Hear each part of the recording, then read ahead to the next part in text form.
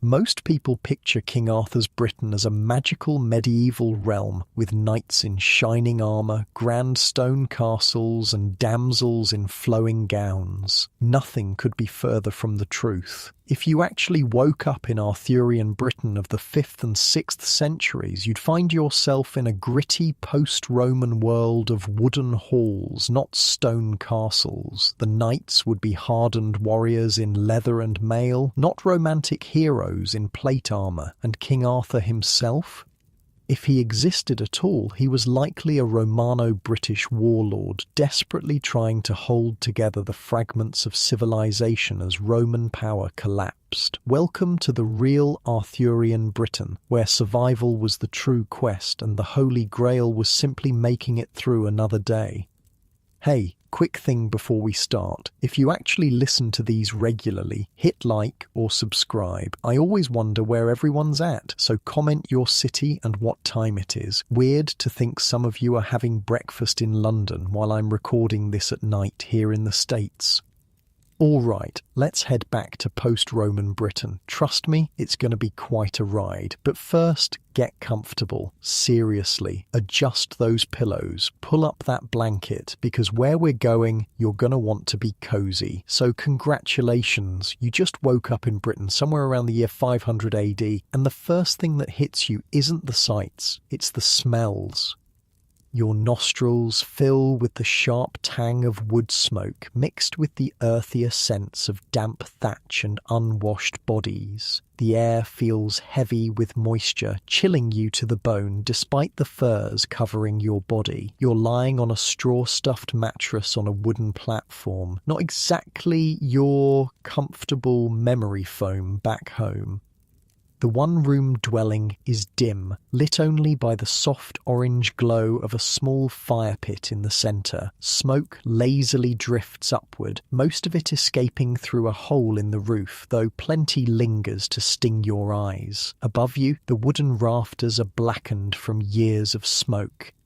You're not alone. Several other forms lie huddled under wool blankets and furs. A family, you realise, all sleeping together for warmth in this single room. Not like your private bedroom with temperature control and blackout curtains. Your back aches from the hard sleeping surface. Your throat feels scratchy from breathing smoke all night. And there's an urgent pressure in your bladder that reminds you that indoor plumbing is still about 1,400 years in the future.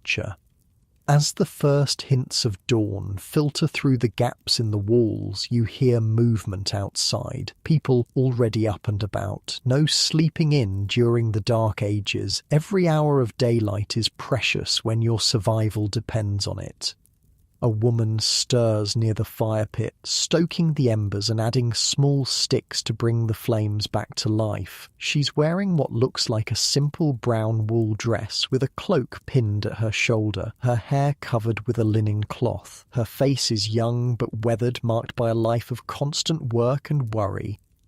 "Up," she says, noticing your open eyes. The cattle need tending, and Geraint wants all men at the hall before midday. Her accent is strange, not quite Welsh, not quite anything you recognise, a mix of Celtic language with a touch of Latin influence. You sit up, feeling every muscle protest. This body is strong but beaten down by hard labour. Your hands are calloused, your arms sinewy with muscle from work that your modern life never prepared you for. Near the door, you spot what must be your clothing, a rough woolen tunic, thick trousers and leather shoes that look like they've been patched multiple times. There's also a cloak made of heavy wool, crucial protection against the damp British weather. No synthetic fabrics here, no waterproof Gore-Tex, just wool that gets sodden in the rain and takes days to dry.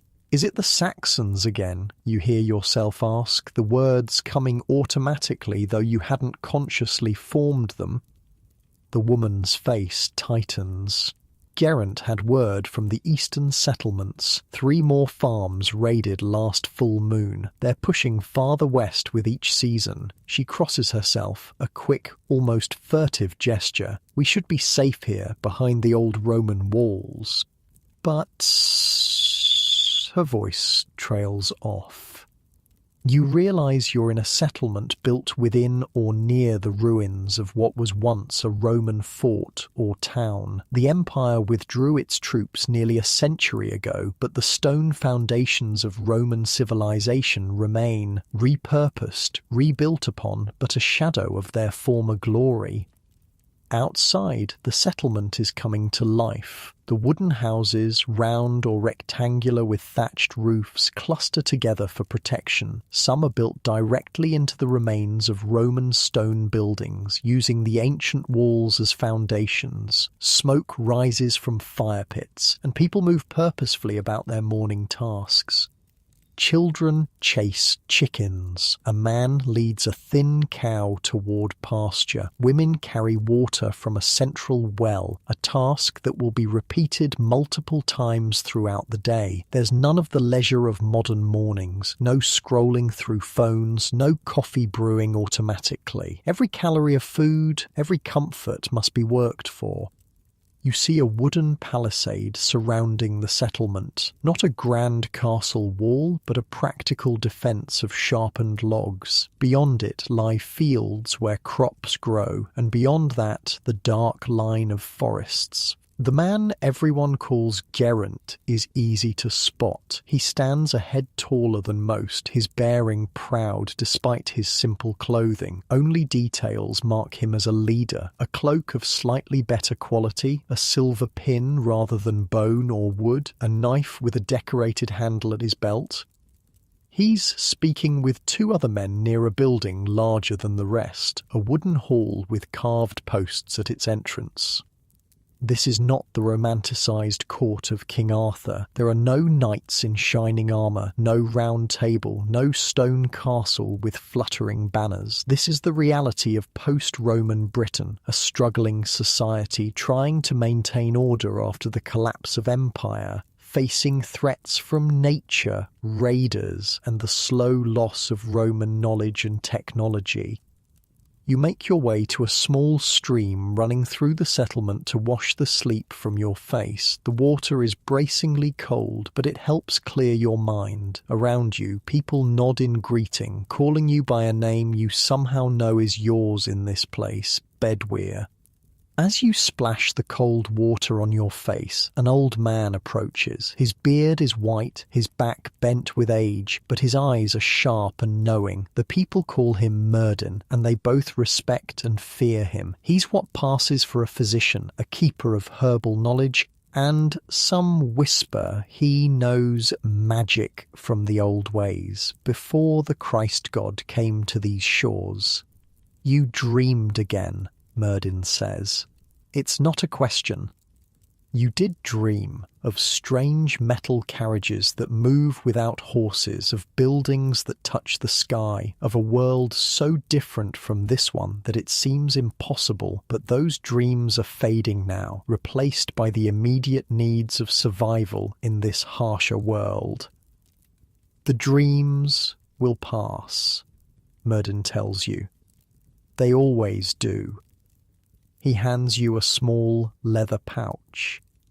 "Brew this with hot water and drink it before you go to the hall. It will clear your mind."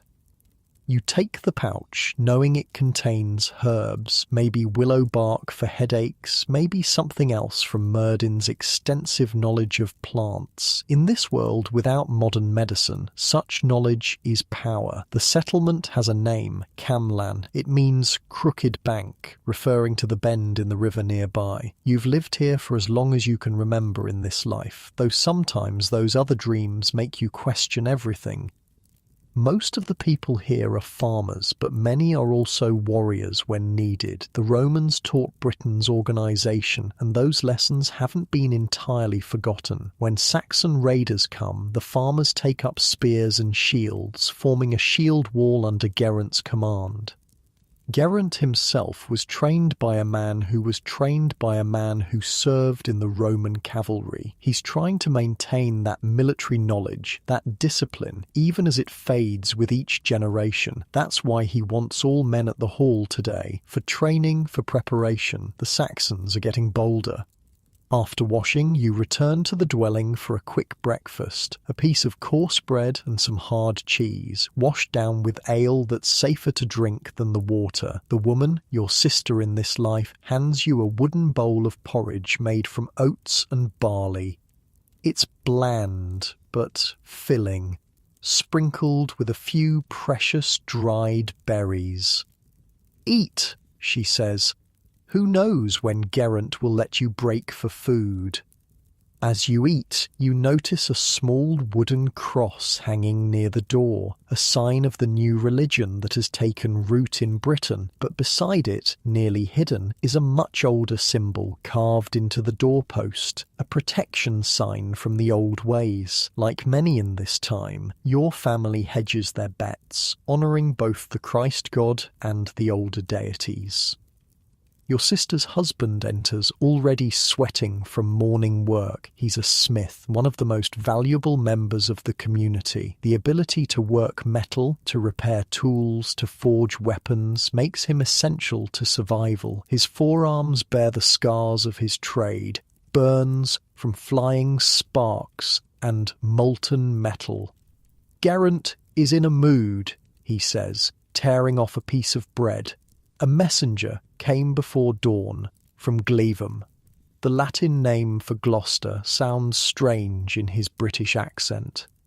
"What news?" your sister asks, immediately tense. The usual, Saxons raiding, but also word of a new leader among the British kingdoms, someone who's uniting the old tribes against the Saxon threat. He pauses. They call him Arthur or Artorius. Some say he served Rome before the legions left.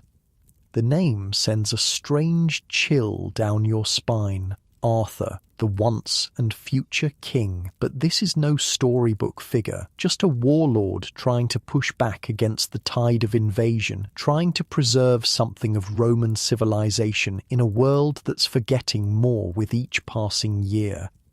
You finish your breakfast and step back into the cool morning air. The mist is burning off now, revealing a settlement that's a strange mix of Roman remnants and native British construction. Stone foundations supporting wooden buildings, straight Roman roads now muddy and rutted.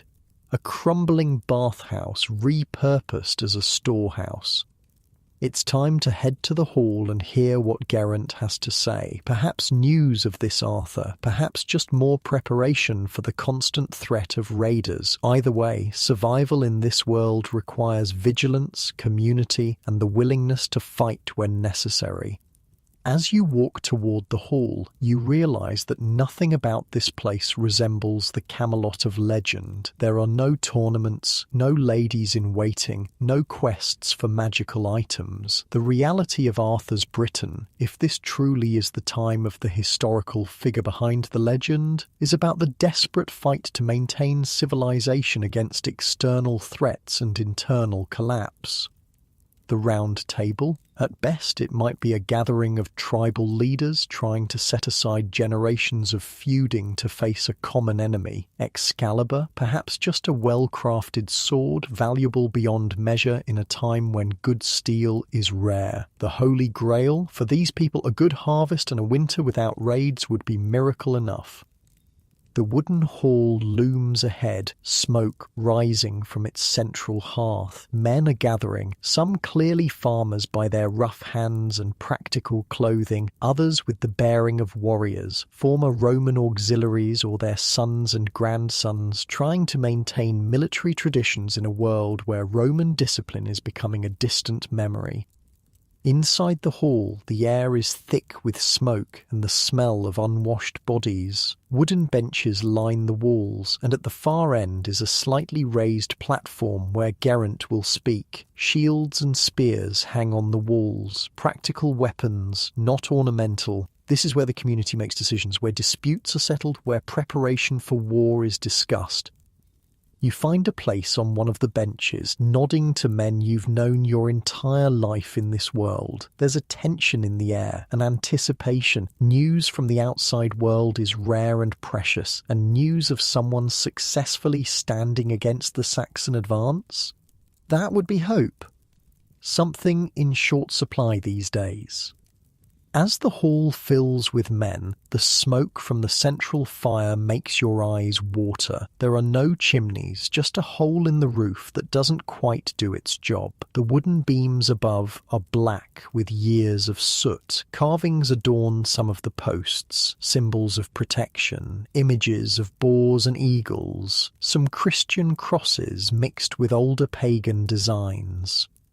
Geraint enters last, accompanied by a man you don't recognize. This must be the messenger. The stranger's cloak is travel-stained, his face gaunt from hard riding. He carries himself like a warrior, hand never straying far from the knife at his belt. The hall gradually falls silent as Geraint takes his place on the platform. Unlike the kings of later medieval legend, he wears no crown, no royal robes. Only his bearing and the quality of his cloak and brooch mark him as a leader.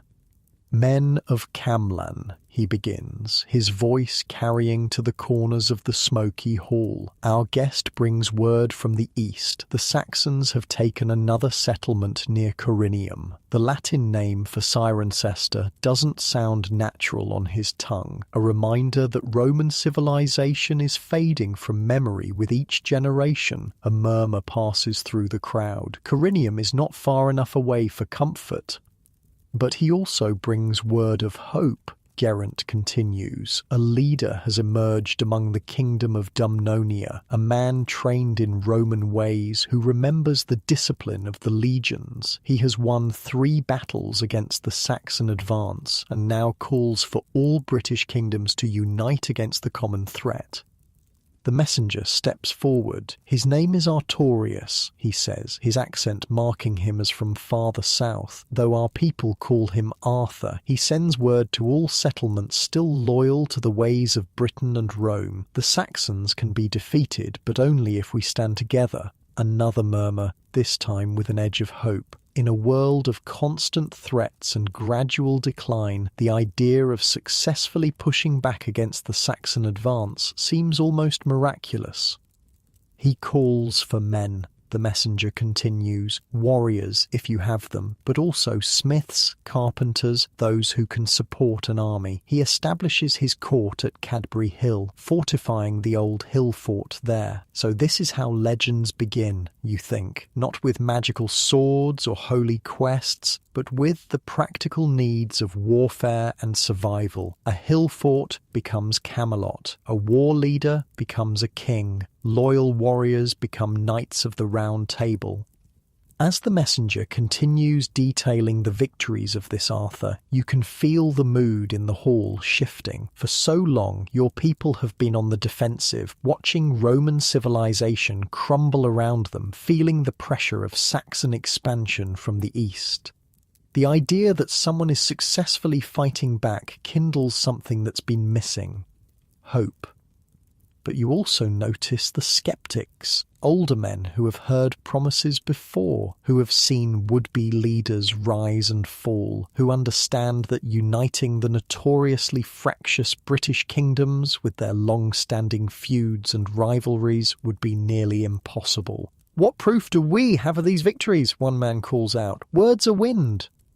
The messenger reaches into a pouch at his belt and pulls out something that gleams in the firelight, a Saxon brooch decorated with intricate animal designs. Taken from a Saxon war leader at the battle near the old fortress of Venta Belgarum, he says, one of many such trophies.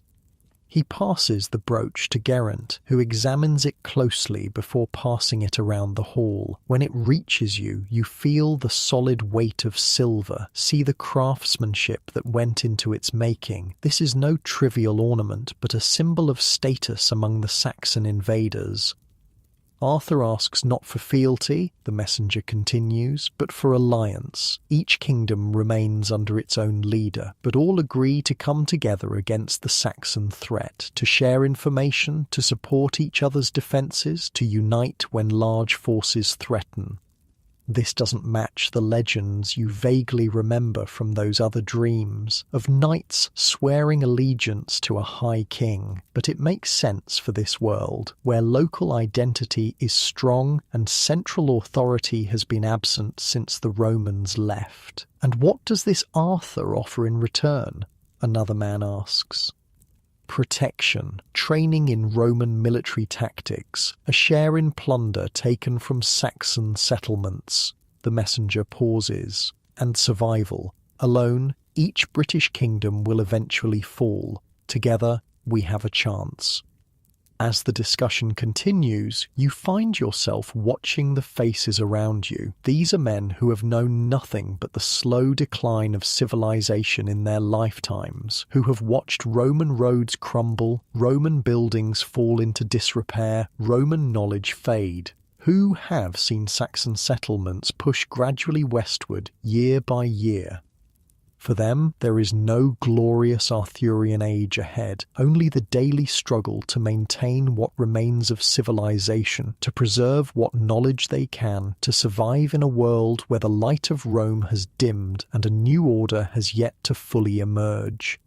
This is the real Britain of Arthur's time, not a golden age of chivalry, but a desperate fight for cultural and physical survival, a time when the old Roman world is dying but still remembered, when Christianity exists alongside older pagan beliefs, when the tribes that Rome once unified are fragmenting back into separate kingdoms.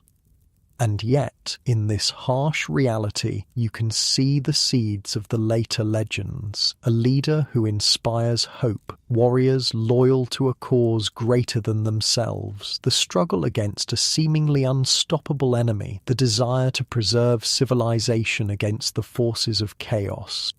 As Geraint calls for silence to consider the messenger's words, you realise that the true story of Arthur, if this is indeed the historical figure behind the myth, is more compelling than the romantic legends that would later emerge. This is about real people facing real threats, finding courage in desperate times, holding on to the remnants of civilization when it would be easier to let it all slip away.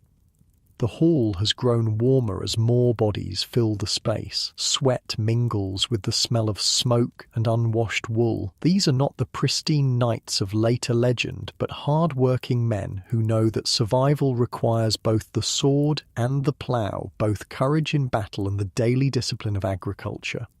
Geraint raises his hands for silence, and gradually the murmurs die down. "We will consider this call carefully," he says. "If we send men to this Arthur, we weaken our own defences, but if he truly can unite the British kingdoms against the Saxon threat..." He doesn't finish the thought. He doesn't need to. Everyone here understands the stakes.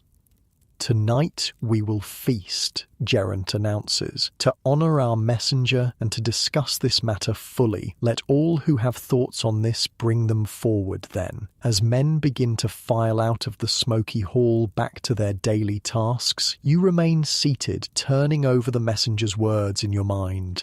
Could this Arthur truly unite the British kingdoms? Could he push back the Saxon advance? Or is he just another warlord making promises he can't keep? Outside, the sun has risen fully now, burning away the morning mist. The settlement bustles with activity, women weaving, children tending to chickens, men repairing tools or working in the fields beyond the palisade. Life continues with its daily rhythms, as it must. For all the talk of Arthur and alliance, these immediate concerns remain paramount, ensuring there's enough food stored for winter, maintaining the defences, keeping the fragile flame of civilization alive in this small corner of post-Roman Britain. You make your way toward the smith's forge, where your sister's husband is already at work, hammering a piece of glowing metal on his anvil. The heat from the forge is welcome in the cool morning air. "So," he says, not looking up from his work, "talk of Arthur. You've heard of him?" you ask. He dips the metal into a bucket of water which hisses and steams.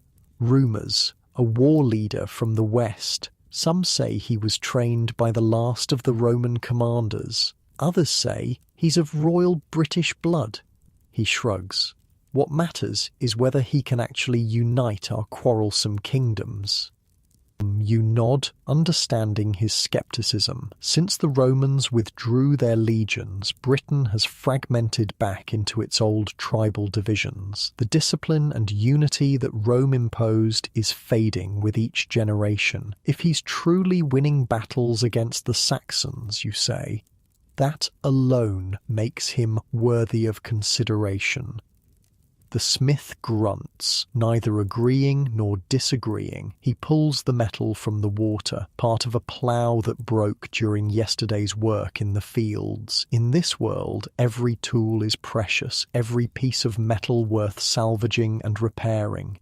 As you help him with the bellows, pumping to keep the forge hot, you consider what you've learned this morning. The historical Arthur, if this is indeed him, bears little resemblance to the legendary king of later medieval romances. There is no Guinevere mentioned, no Lancelot, no magical Merlin, though perhaps Merdin, the old healer, might be the seed of that later character. This Arthur is a war leader, a protector, a unifier, but very much a man of his time, facing the practical challenges of a world where Roman civilization is crumbling and a new order struggles to be born.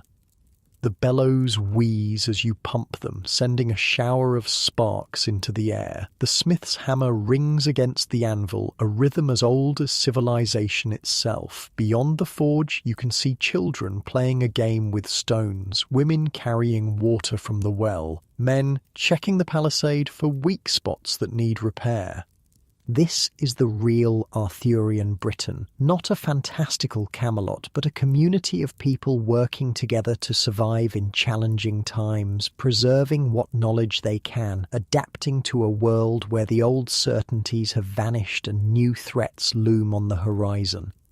And somewhere to the west, a leader named Arthur is trying to unite these scattered communities against the Saxon advance to preserve something of Roman civilization and British identity in a world sliding toward fragmentation and conflict. The once and future king, not as legend would later portray him, but as he might truly have been, a man fighting against the tide of history, trying to build something lasting in an age of crumbling certainties.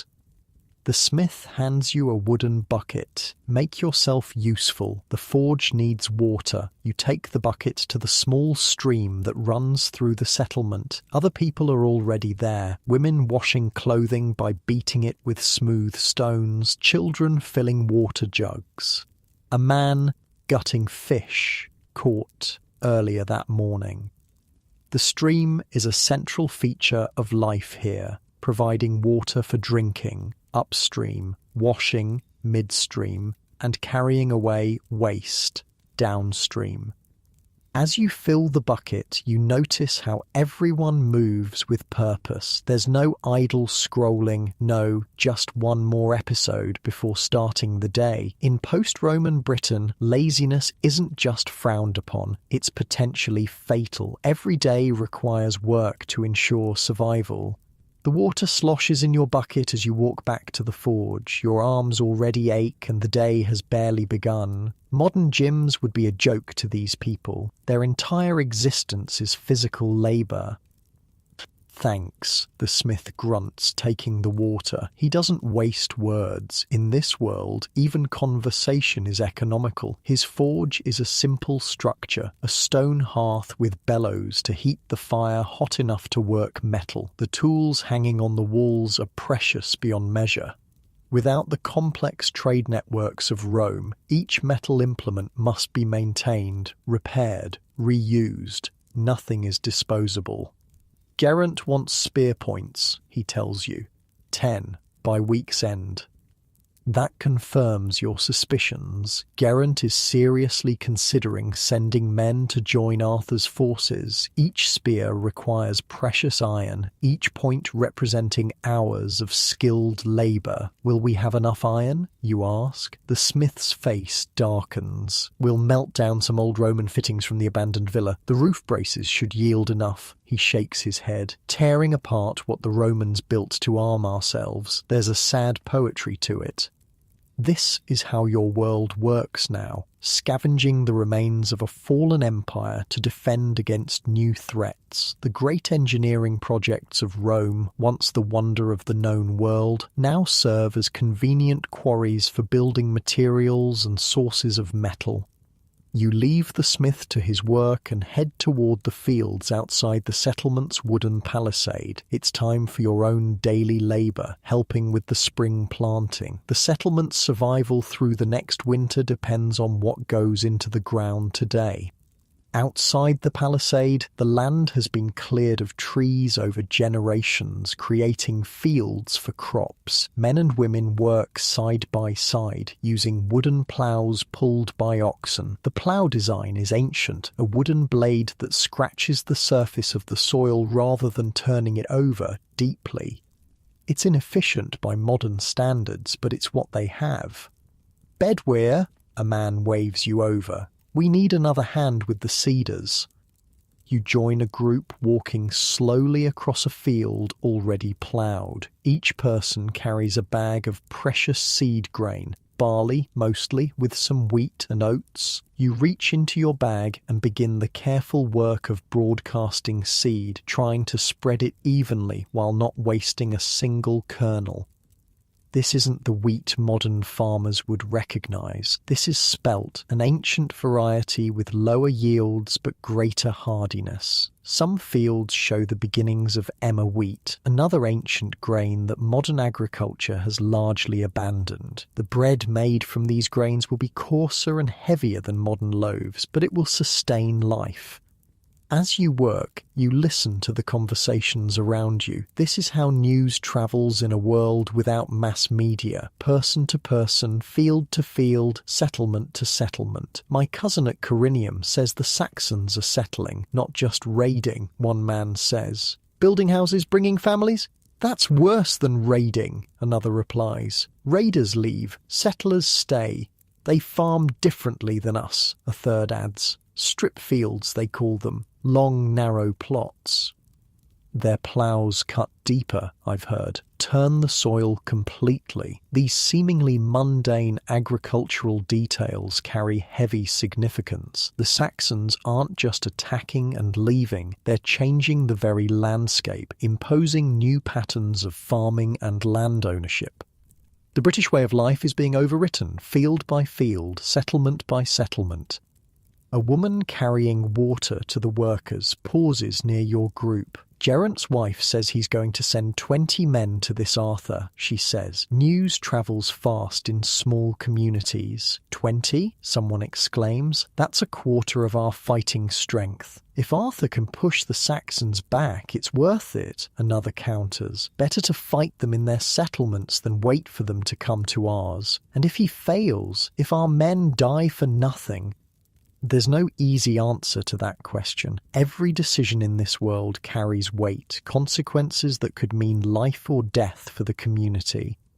The sun climbs higher as you work. Your back aches from the constant stooping motion of seeding. Sweat soaks through your woolen tunic, making it cling uncomfortably to your skin. The fabric is rough against your skin. No soft cotton blends here, just sheep's wool processed by hand, spun and woven by the women of the settlement during the long winter months.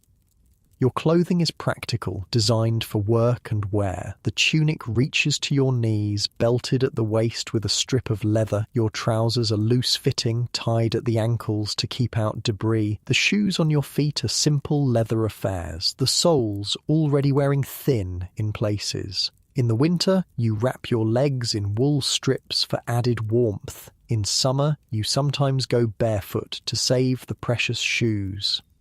None of the vibrant colours of later medieval clothing exist here. Your garments are the natural colours of wool, browns, greys, off-whites. Some wealthier members of the community might have clothing dyed with plant materials, blue from woad, yellow from weld, red from madder, but these are luxury items, signs of status. At midday, work pauses briefly for a meal. You sit with others in the shade of a large oak at the field's edge, eating bread and cheese, drinking ale from a shared wooden cup that's passed around. The ale is weak but safer than water from questionable sources. It's not for intoxication, but hydration, though a stronger brew will surely be served at tonight's feast. My father remembers when fields stretched all the way to the old Roman road, an older man says, gesturing toward the distant forest edge. Now the woods reclaim more land each year, not enough hands to work the soil. This is another reality of your world. Population decline. Whether from disease, warfare, or emigration to safer regions, there are fewer people now than during the height of Roman Britain. Nature is slowly reclaiming abandoned farmland, erasing the achievements of previous generations. The old villa had paintings on the walls, he continues. Scenes of gods and nymphs, all rotted away now. Roof collapsed in my grandfather's time. These casual references to lost knowledge and decaying infrastructure are common. Your people live among the ruins of a more advanced civilization, using what they can, watching the rest crumble year by year. It's a strange feeling, being surrounded by evidence that things were once better, more sophisticated, more comfortable. After the brief meal, work resumes. Different fields need different attention. Some are being ploughed, others seeded, some weeded. A few men repair stone walls that mark field boundaries and keep livestock contained. Women work alongside men in most tasks, though some jobs are traditionally gendered. The heaviest ploughing is men's work, the finest weaving is women's. As you help repair a section of stone wall, you listen to two older men discuss the news of Arthur. They say he was trained by Ambrosius Aurelianus himself, one says, struggling to lift a heavy stone into place. The name triggers something in your memory. Ambrosius was a historical figure, a Romano-British war leader who fought against Saxon expansion in the late 5th century. If Arthur trained under him, that would place this time somewhere in the early 6th century. Ambrosius was the last who remembered Rome properly, the other man replies. His family were senators, they say. Arthur's just a warlord with a good sword arm. A good sword arm is what we need right now. The Bishop of Glevum supports him. The bishop supports whoever keeps his church safe. Religion in your world is a complex matter. Christianity is established but exists alongside older beliefs. The Roman Church organization remains, with bishops in major towns, but their authority is limited to spiritual matters. Secular power rests with local leaders like Geraint or regional kings who control larger territories. Even within Christianity, practices vary widely from community to community. Some settlements maintain Latin services, preserving the Roman traditions. Others conduct worship in British languages, and everywhere, old pagan customs persist beneath a veneer of Christian observance. Sacred wells rededicated to saints, old festivals given new Christian meanings. By mid-afternoon, you've moved to another task, helping construct a new storage building near the centre of the settlement. The Romans built in stone, but your people build primarily in wood and thatch. It's not that the knowledge of stonework is entirely lost. It's that the complex organisation required for quarrying, transporting and setting large stones no longer exists. The new building follows a simple design. Post holes are dug and upright timbers set into them. Horizontal beams will connect these posts and walls will be made of wattle and daub, a weave of flexible branches covered with a mixture of clay, straw and manure that dries to a solid surface. The roof will be thatched with reeds from the nearby marshes.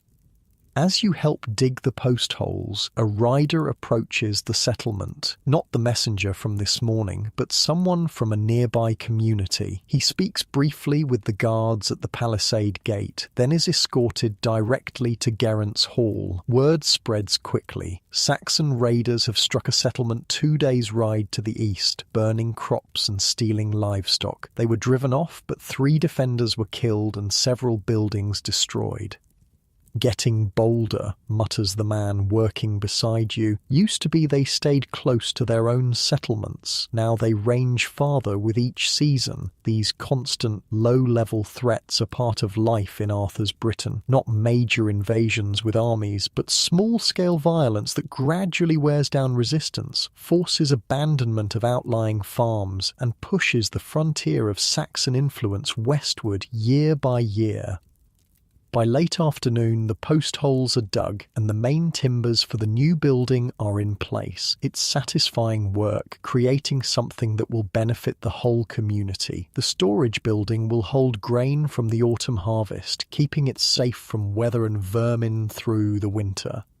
As the work crew takes a break, you notice a small group of children watching from a distance. Their clothes are similar to adult garments, just smaller. There's no special children's clothing in this world. From about age 7, children are expected to contribute to the community's work, taking on increasingly demanding tasks as they grow.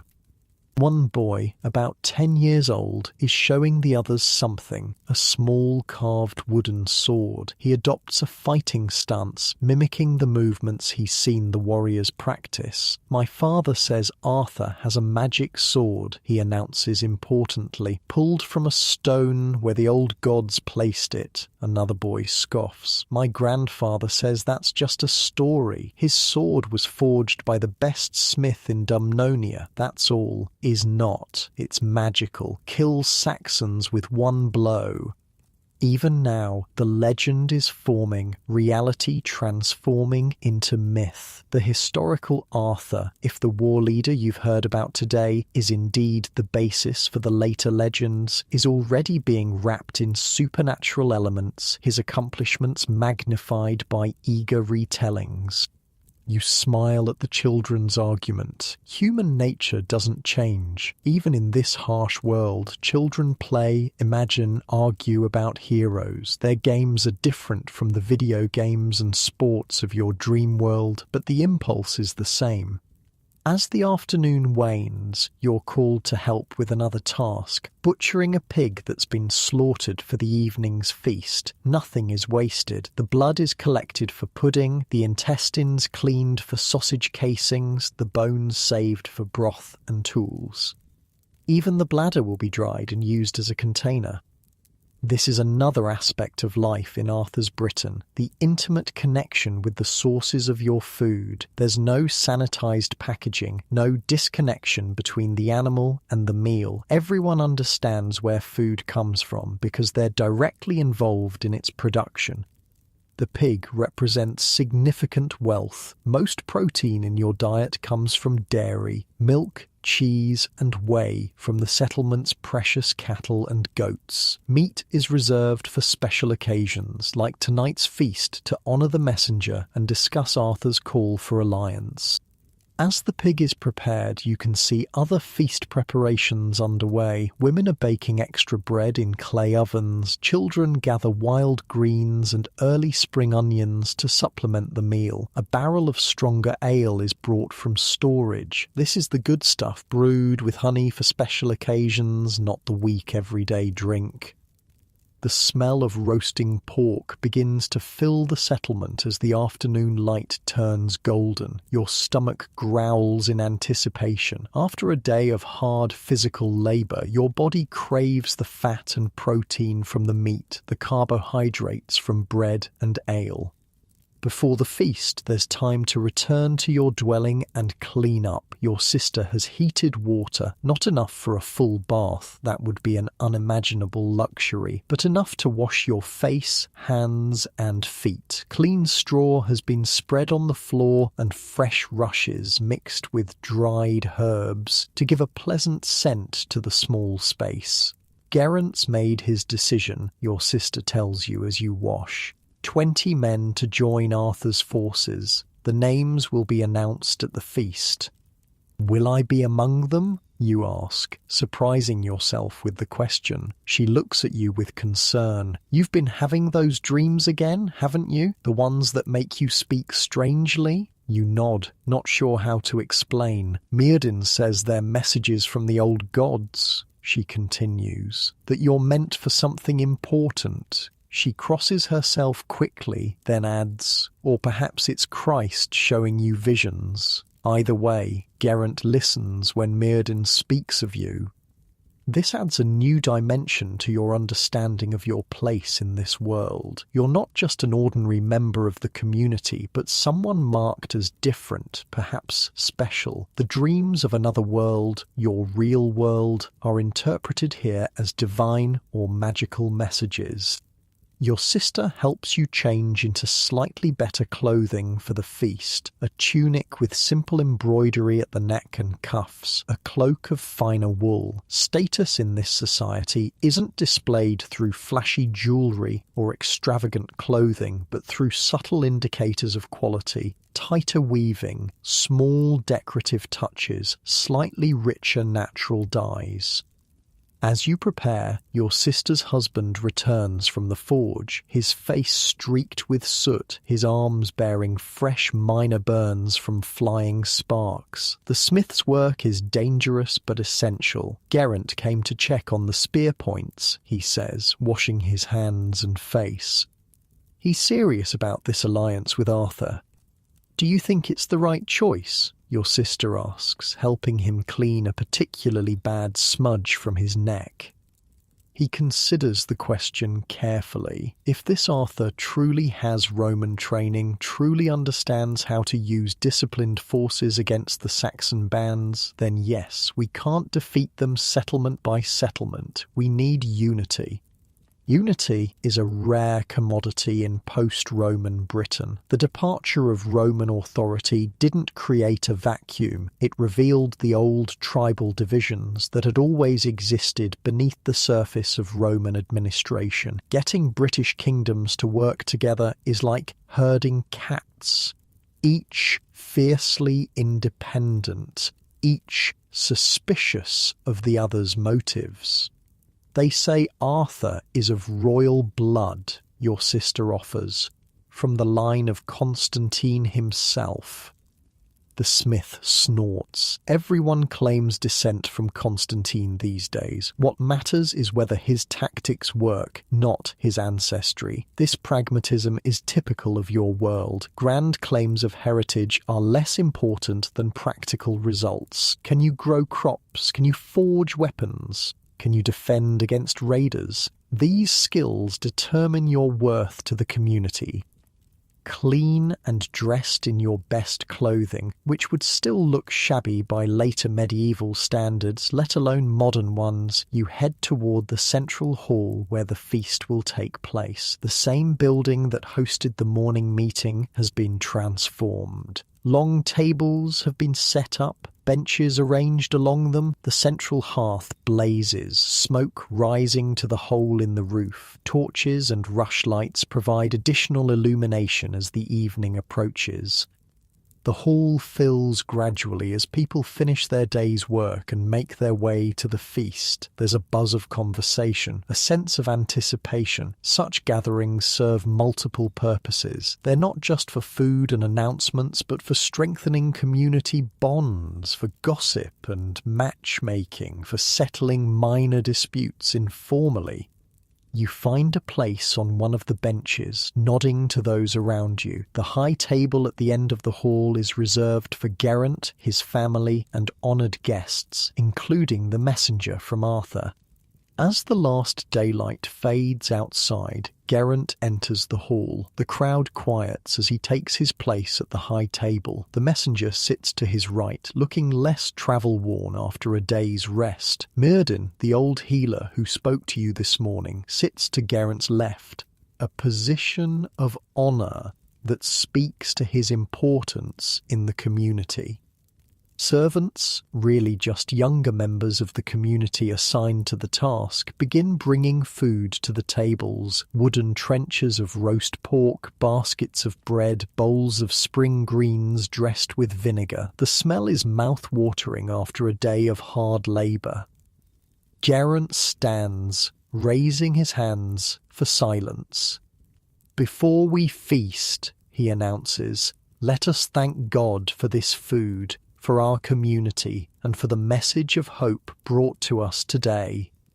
A prayer follows, a mixture of Latin phrases and British language, another example of how your world bridges the fading Roman past and the emerging medieval future. Some people cross themselves in the Christian manner, others make older, more subtle gestures of reverence beneath the table. Then the feast begins in earnest. You tear into the food with the appetite of someone who has worked physically all day. The pork is fatty and rich, the bread dense and filling, the greens sharp and tangy. Ale flows freely, passed in wooden cups and horns from person to person. This is Arthur's Britain, not the refined court of later legends, but a world of practical concerns, of hard work and simple pleasures, of communities struggling to maintain civilization in the face of external threats and internal divisions. A world where the seeds of grand myths are being planted in the soil of ordinary human experiences. As you eat and drink, you can't help but wonder, will you be among those chosen to join Arthur's forces? And if so, will you meet the man himself, the historical figure behind the once and future king of legend? The feast continues, conversations flowing as freely as the ale. You're seated among the ordinary folk, farmers, craftspeople, hunters, rather than at the high table with Geraint and his honoured guests. This suits you fine. Here the talk is more honest, less concerned with politics and appearances. "Pass the bread," a farmer named Gwyn says, reaching across the table. His hands are permanently stained with soil, fingernails rimmed with dirt that no amount of washing will remove. Gods, I was hungry. Nothing like a day-breaking soil to empty your belly. You pass the rough wooden platter stacked with dense, dark bread. It bears little resemblance to the light, fluffy loaves of your dream world. This bread is heavy, made from coarsely ground barley and spelt baked in clay ovens. But after a day of physical labour, it tastes better than any fancy modern bakery confection. "Heard you were at the meeting this morning," Gwyn continues between bites. "This Arthur fellow, you think he's the real thing, or just another warlord with big talk?" Before you can answer, an older man named Cador leans in. "I fought alongside Ambrosius Aurelianus in my youth," he says, the ale loosening his tongue. "Now there was a leader, Roman blood, Roman training. If this Arthur learned from him, he might have something to offer." "Roman blood means nothing these days," another man counters. "Been 40 years since the last Roman tax collector. Good riddance to them, I say."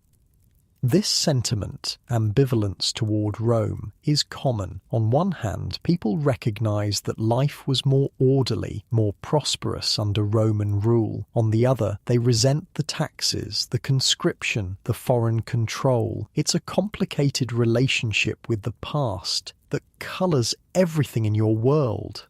Halfway through the meal, Geraint stands again, raising his hands for silence. The buzz of conversation gradually dies down.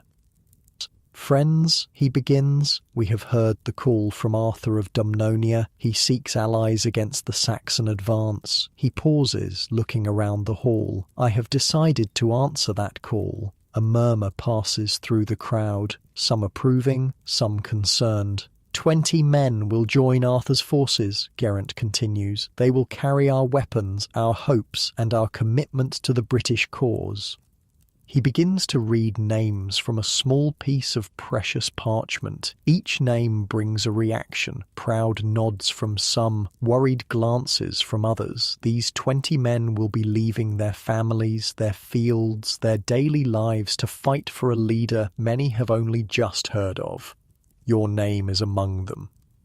A mix of emotions washes over you, pride at being selected, anxiety about what lies ahead, curiosity about whether you'll meet the historical Arthur face to face. Your sister's words come back to you, that Myrddin believes your strange dreams mark you for something important. After the names are read, Geraint calls for the messenger to speak again. The man stands, more confident now, fed and rested. Arthur thanks you for your support, he says, his voice carrying through the hall. Your men will join others from settlements throughout the western kingdoms. Together we will show the Saxons that Britain remains strong, that the spirit of Rome lives on in our courage and discipline. It's a good speech, rousing enough to bring cheers from the crowd, but you notice some remain silent, their faces troubled. Not everyone believes in this alliance, this Arthur, this call to battle. Some fear it will only bring more suffering, more loss. After the announcements, the mood shifts back to celebration. A man pulls out a small wooden pipe and begins to play a lively tune. Others join in with simple percussion, a drum made from stretched hide, sticks beaten against wooden bowls. The music is nothing like the complex melodies of later medieval courts, but it has a primal energy that gets feet tapping and hands clapping. Some people clear a space for dancing, simple folk dances with circular patterns and hand clapping. The steps are familiar to everyone, learned from childhood. Even in these hard times, music and dance remain essential parts of community life, ways to forge bonds and forget troubles, if only for an evening. Or you're approached by a young woman named Rhiannon. Her family farms the land adjacent to your sister's dwelling. In this world, most marriages are practical arrangements, partnerships for survival rather than romantic unions. But attraction still plays its part, and Rhiannon has made her interest in you clear in recent months. So you're to join Arthur's men, she says, handing you a cup of ale. Her fingers brush yours deliberately. When do you leave? With the messenger, 2 days from now, you hear yourself answer. If the weather holds, she nods, a strand of dark hair falling across her face. Unlike the elaborate hairstyles of later medieval noblewomen, her hair is simply braided and partially covered with a linen cloth. Practical for daily work. My brother went to fight 3 summers ago, she says, her voice growing quieter. With a warband from Glevum, we've had no word since. This is common in your world. People leaving, disappearing into the chaos of these troubled times. No death notification, no body to bury, just absence and uncertainty. I'm sorry, you say, meaning it. She shrugs, trying to recapture the festive mood. It's how things are. Will you dance? You join the circle of dancers, following the simple steps, clapping on cue, turning when the music indicates. Rhiannon's hand is calloused but warm in yours. For a brief time, the concerns about Arthur, Saxons, and survival fade into the background. As the evening progresses, you notice Myrddin watching you from his place at the high table. The old man's eyes are keen despite his age, missing nothing. When your gaze meets his, he raises his cup slightly, a gesture that might be a toast or something more significant. The feast begins to wind down as people drift away to their dwellings. Tomorrow will bring another day of work. Crops don't care about celebrations or war councils. The rhythm of agricultural life continues regardless of politics. You're about to leave when Myrddin approaches, moving with surprising agility for his age. A word, Bedwyr, he says quietly. It's not a request, but a command. You follow him outside, where the spring night is cool and clear. Stars blanket the sky, brighter, more numerous than in your dream world of light pollution. The Milky Way stretches across the heavens like a road of light. Myrddin leads you to a small structure near the edge of the settlement, his dwelling and workshop. Unlike the other single-room homes, his space is divided. One area serves as living quarters, the other as a place for his healing work and study. Inside, herbs hang from the rafters, drying. Shelves hold clay pots of salves and tinctures. A table is covered with parchment scraps, precious writing materials in a world where literacy is increasingly rare. Myrddin is one of the few in the settlement who can read and write, preserving knowledge that might otherwise be lost. He lights a small oil lamp, a luxury item, likely salvaged from Roman ruins. The flame casts dancing shadows on the walls. "You're having the dreams again," he says without preamble. You nod, uncertain how much to reveal. "Tell me," he commands, sitting on a wooden stool and gesturing for you to do the same. You describe fragments of your dreams, metal carriages that move without horses, buildings that touch the sky, devices that connect people across vast distances. You're careful not to be too specific, afraid of sounding mad. Myrddin listens intently, his weathered face revealing nothing. When you finish, he's silent for a long moment. "Some say such dreams are memories of the future," he finally says. "Others that they're glimpses of another world entirely." He holds up a hand to stop your question. "It doesn't matter. What matters is that they mark you. The old gods, or perhaps the Christian one, have touched your mind." He reaches for a small wooden box on a shelf, opening it to reveal a handful of small objects. He selects something and holds it out to you, a Roman coin, its surface worn, but the emperor's profile still visible. "Constantine," he says, "the emperor who embraced the Christ God. He changed the world." Myrddin turns the coin over in his gnarled fingers. "They say Arthur carries Constantine's blood, that he was born to unite the British kingdoms, as Constantine united the empire." "Do you believe that?" you ask. Myrddin's lips twist in what might be a smile. "I believe in what works, Bedwyr. If Arthur can unite our quarrelsome kings against the Saxon threat, I care little for his bloodline." He pockets the coin. "But symbols matter, stories matter, they give people something to rally behind. Is that why Geraint chose me? Because of my dreams?" "Partly." Myrddin rises, moving to the table covered with parchments. "Partly because you're strong, skilled with a spear, and have no wife or children to leave behind." He sorts through the scraps until he finds what he's looking for, a crude map drawn on vellum. "And partly because I asked him to." This surprises you. "Why?" Myrddin spreads the map on the table. It shows western Britain, though the proportions are inexact. The coastlines approximate. Settlements are marked with small symbols, including Camlan.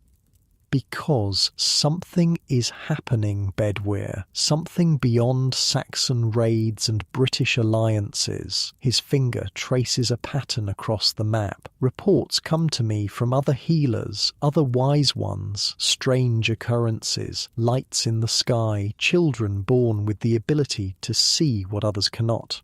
Animals behaving oddly." He looks up at you. "And dreams like yours." You're not sure what to make of this. Is Myrddin speaking of supernatural events, or trying to interpret natural phenomena through a pre-scientific worldview? "What does it mean?" you ask. "That is what I want you to discover." Myrddin rolls up the map and hands it to you. "When you reach Arthur's court, seek out a man named Taliesin. He gathers knowledge as I do. Share your dreams with him. Learn what he knows." The name triggers another fragment of memory, Taliesin, a figure from Welsh legend, a bard with supernatural powers. Is this the historical basis for that character? I'm just a farmer, you protest, not a warrior, not a scholar. Mirrodin's gaze is penetrating. You are what your time needs you to be, Bedwyr, as are we all. The conversation is interrupted by shouting from the settlement's main gate. Both of you rush outside to see what's happening. A rider has arrived, not the messenger from Arthur, but a local man, one of the hunters who ranges the forests surrounding Camlan. He's breathing hard, his horse lathered with sweat. "Raiders!" he gasps as Geraint emerges from the hall. Saxon band moving along the old Roman road, 20, maybe 30 men. The settlement erupts into activity. Men grab spears and shields from their homes. Women usher children inside. Some begin filling water buckets. Fire is always the greatest danger during raids. Geraint takes command, his voice cutting through the panic. Cador, take 10 men to the north wall. Maddock, the same to the south. Bedwyr, get the women and children to the old Roman storehouse. The stone walls will protect them if the raiders breach the palisade. You spring into action, helping to organize the evacuation of the most vulnerable to the one stone building in the settlement, a remnant of the Roman presence originally used for grain storage, its walls still solid after a century of neglect. Inside the storehouse, the atmosphere is tense, but controlled. The women of Camlan are not helpless. Many hold knives or improvised weapons, ready to defend their children if necessary. They've been through raids before. They know what to do. Rhiannon is among them, clutching the hand of a small girl, her niece, you realise. She gives you a tense nod as you help organise the space, making sure everyone is inside and accounted for. Stay here, you tell her. Bar the door from inside, open only to Geraint's voice or mine. She nods again, her face pale but determined. Be careful, Bedwyr. Outside, you join the men at the palisade. The wooden wall surrounding the settlement isn't impressive by later medieval standards. No high stone curtain wall, no towers or battlements, but the sharpened logs, set deep into the earth and reinforced with packed soil, provide effective protection against small raiding parties. Night has fully fallen now, making it harder to spot movement in the surrounding countryside. Torches are lit along the palisade, but they create as many shadows as they dispel. There, someone hisses, pointing. In the distance, you can see moving lights, torches carried by the approaching raiders. They're making no attempt at stealth, which is concerning. Raiders who don't fear detection are either very confident or very desperate. Or why attack at night? A young man beside you whispers, his hands trembling slightly on his spear. Raiders usually come at dawn, an older warrior answers, his voice low. Because they're not just raiders, look at their formation, their pace. Those are warriors, not thieves. He's right, you realise. The approaching force moves with discipline, maintaining regular intervals between torches.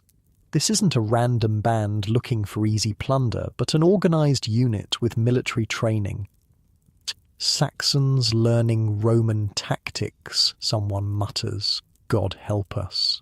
This is the great fear of the British kingdoms, not just facing greater numbers or better weapons, but losing their remaining advantage of Roman military knowledge. If the Saxons begin adopting the very tactics that made Rome powerful, the British resistance will face an even greater challenge.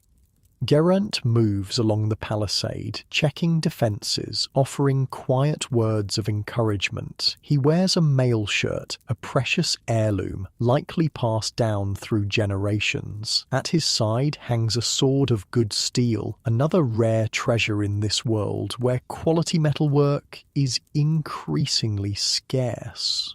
Stand firm, he tells the defenders. Remember your training. Together we are stronger than any raiding party. The Saxon force halts just beyond effective bowshot from the palisade. One figure steps forward, torch held high. "Men of Camlan," the figure calls out in accented British. "I am Osric of the East Saxons. I bring terms from my lord." Geraint steps onto the fighting platform that runs inside the palisade, visible above the sharpened logs. "What terms would raiders offer except our deaths?" he calls back, his voice steady.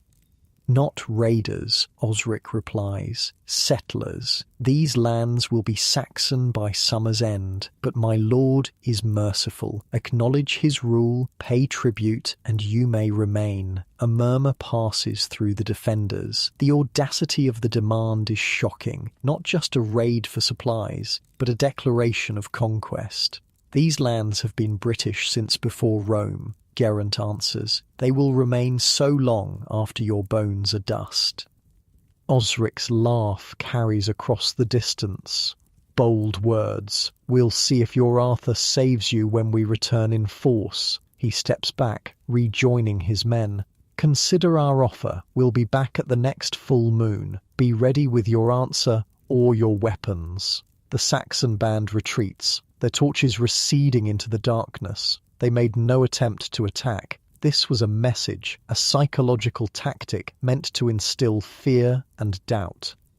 And it works. As the immediate danger passes, worried conversations break out along the palisade. How did they know about Arthur's call for alliance? They must have spies, informants, or they intercepted the messenger on his way here. If they're offering terms now, they must be planning something bigger. Geraint calls for silence. "Back to your homes. Double the night watch. We'll discuss this in the morning council."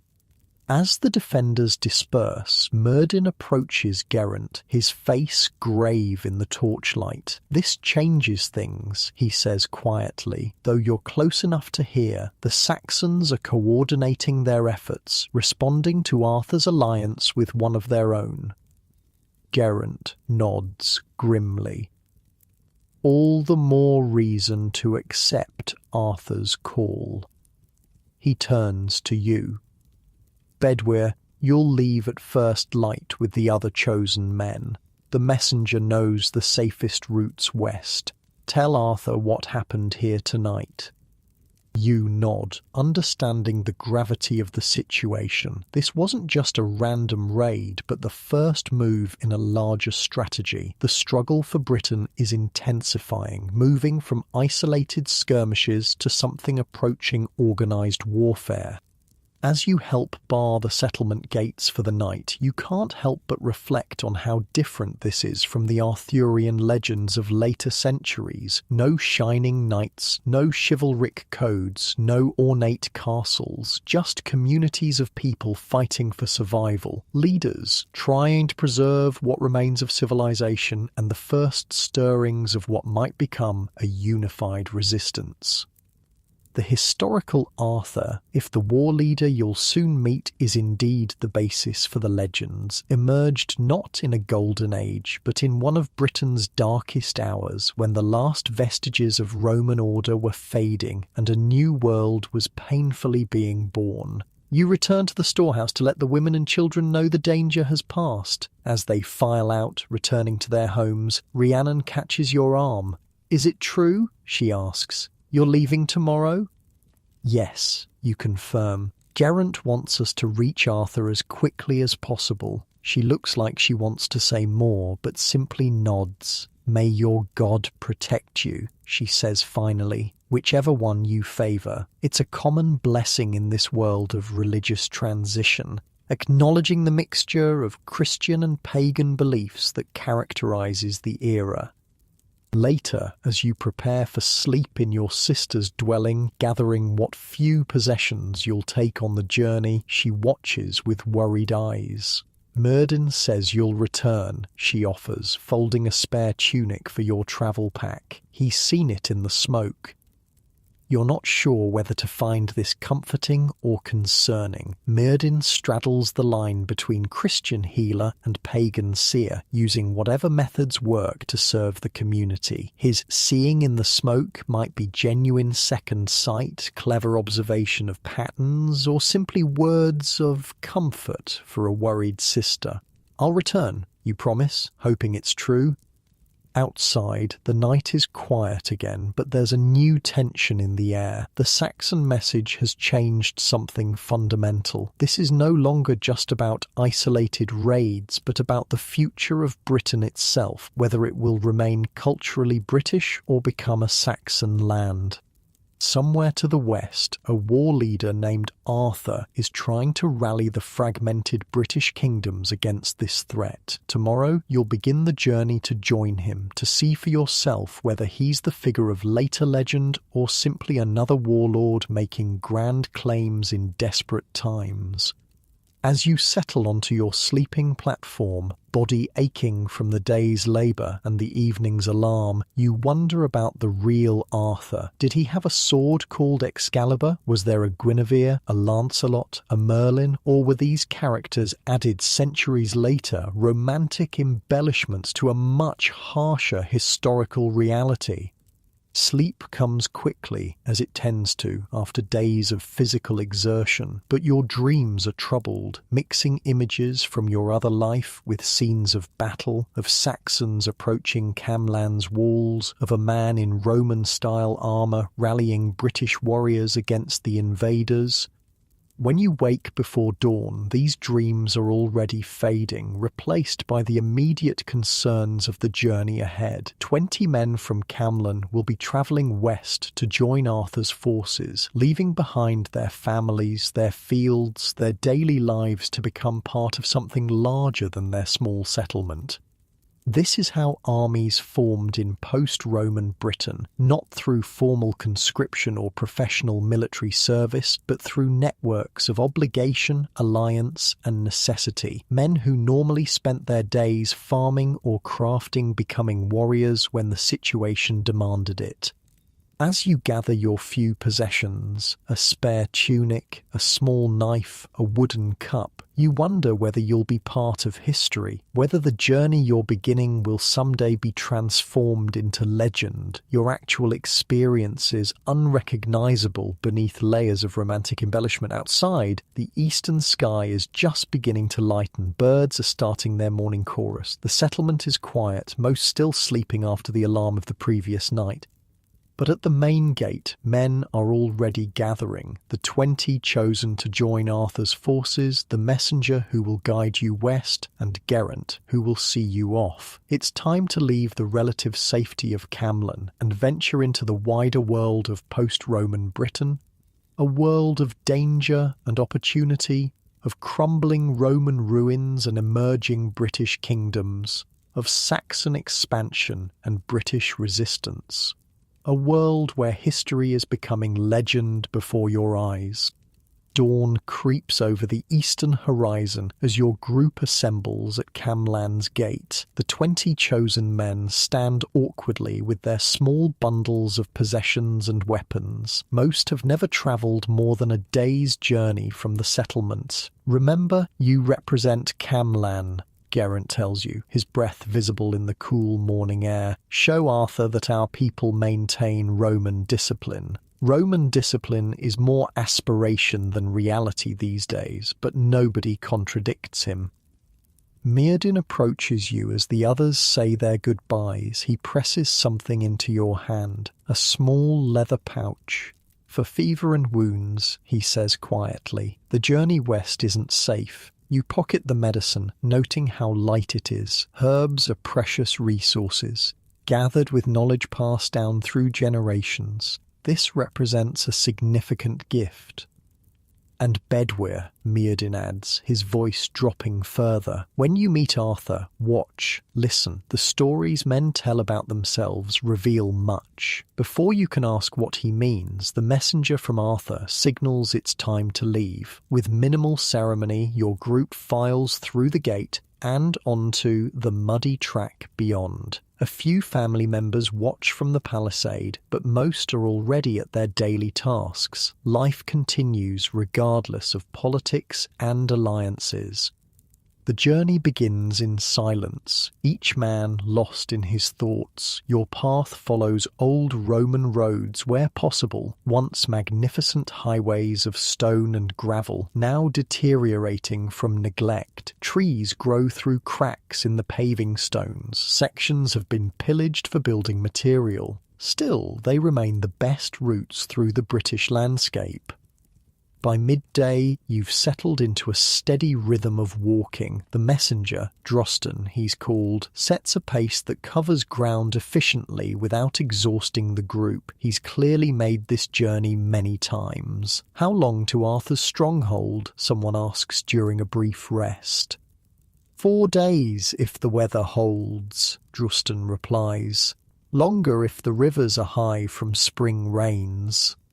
4 days of walking through territory that grows increasingly unfamiliar, where each settlement might be friendly or hostile, where Saxon raiding parties could appear without warning. Your hand instinctively checks the spear strapped to your back, a simple weapon with an iron tip forged by your sister's husband, the shaft of smooth ash wood. The first night you camp in the ruins of a Roman roadside station, once a place where imperial messengers could change horses and rest, now just crumbling stone walls providing minimal shelter from the wind. As darkness falls, watches are organised, no one sleeps deeply, each man startling at unfamiliar sounds. The second day brings rain, a persistent chilling drizzle that seeps through woolen cloaks and into boots. This is the reality of travel in post-Roman Britain. No comfortable inns along the road, no dry carriages, just trudging through mud while water trickles down your neck. Saxons won't be raiding in this weather, one of the men comments, trying to find the bright side. Too wet for bowstrings. Unless they're using the Roman composite bows, another counters. Those work in rain. My grandfather had one, took it from a dead auxiliary. These snippets of conversation reveal how knowledge from the Roman era persists but is fragmenting, becoming uncertain. What was common technical information a century ago is now passed down as half-remembered stories, often garbled in the retelling. Near midday, your group encounters another party on the road, merchants with a small cart pulled by a bony mule. Drosten approaches them cautiously, hand on his sword, but the meeting proves friendly. The merchants are British, travelling between settlements selling small luxuries, salt, spices, needles, thread, items that local communities can't produce themselves. They offer news in exchange for shelter under your group's makeshift rain covers. Arthur gathered 500 men last month, one merchant says, chewing on a piece of dried meat, defeated a Saxon band near the old lead mines, took their weapons, sent them back east with nothing but their breeches. He grins. Word is, their leader had to explain to his people why his warriors came home naked. This brings appreciative chuckles from your group. Small victories matter in these times. He's fortifying Cadbury Hill, the merchant continues, rebuilding the old ramparts, digging new ditches. They say he has men trained in Roman siegecraft. And the Saxons? Drosten asks. What news from the east? The merchant's face grows serious. They've taken another settlement near Aquae Sulis, Bath they call it now, killed the men, enslaved the women and children. He spits into the mud. But they're not just raiders anymore. They're bringing families, livestock, setting up kingdoms. This confirms what you learned at Camlan. The nature of the Saxon presence is changing from raiding to permanent settlement. The stakes are growing higher with each season. As the rain finally eases, your group continues westward. The landscape changes subtly. More hills, fewer sections of Roman road, more stretches of muddy track. The settlements you pass become smaller, more isolated. Some greet your armed band with suspicion until Drustan explains your purpose. The third day brings you to a river crossing. In Roman times there would have been a bridge here. Indeed, you can see the stone foundations on either bank, but the wooden spans are long gone, either collapsed from neglect or deliberately destroyed during some forgotten conflict. "We'll have to ford it," Drustan announces, studying the water level. "It's higher than last month, but still passable if we're careful." Crossing the cold river proves challenging. The water reaches your chest at the deepest point, the current tugging at your legs, threatening to sweep you downstream. Everyone ties their possessions high on their bodies to keep them dry. One man loses his footing and is nearly lost before others grab him and drag him to safety. This is travel in Arthur's Britain. Every journey a small adventure, every mile potentially dangerous, basic infrastructure crumbling away year by year. That night, you reach a settlement larger than Camlan, protected by earthen banks topped with a wooden palisade. The gates are barred when you arrive, the guards suspicious of 20 armed men appearing at dusk. "We come from Camlan, headed to join Arthur's forces," Drustan calls up to the watchman. "We seek shelter for the night."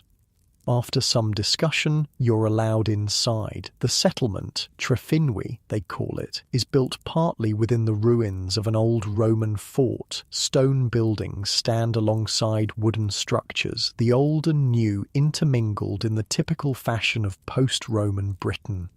The local leader, a weathered man named Maelgwyn, offers basic hospitality. A roof over your heads in the community hall, a simple meal of stew and bread, ale to wash it down. In return, he wants news. "What word from the east?" he asks Drustan. "The traders say Saxons are pushing farther west each season. Your group shares what you know. The confrontation at Camlan, rumours of Saxon settlement rather than just raiding, the growing coordination among Saxon bands." Maelgwyn listens grimly, occasionally asking for clarification. "And this Arthur," he says finally. "You truly believe he can unite the British kingdoms against the Saxon advance?" Drustan straightens, clearly proud to serve as Arthur's messenger. He's won 3 battles already. He trains his men in Roman tactics, shield wall, coordinated movement, proper scouting. The Saxons have numbers, but they fight as individuals, not as units. Maelgwyn looks unconvinced. "I've heard such claims before. Warlords rise and fall like summer wheat. What makes this one different?" "He doesn't seek to rule over other British leaders," Drustan explains, "only to coordinate our efforts against the common threat. Each kingdom keeps its own identity, its own lands, but together we can push back the Saxon advance." The conversation continues late into the evening, with arguments for and against joining Arthur's alliance. Some in Trefinwi favour isolation, focusing on their own defences, avoiding larger conflicts. Others see the wisdom in collective action. It's a debate happening in settlements across western Britain. That night, sleeping on the floor of Trefinwi's hall, you overhear 2 men from your group talking quietly. "Do you think he's real?" one asks. "This Arthur, as grand as the messenger claims? My cousin fought with him at the battle near the old lead mines," the other replies. "Says he's no god, just a man, but a man who knows how to lead, how to make warriors work together." A pause. "Says he has a sword of remarkable craftsmanship. Spanish steel, supposedly." "Not pulled from a stone, then?" the first man chuckles. "Only stone swords come from are the ones with ore in them, you fool." These conversations, the mixing of fact and emerging legend, of practical concerns and hopeful myths, are how the Arthurian story is forming in real time, growing with each retelling, each embellishment.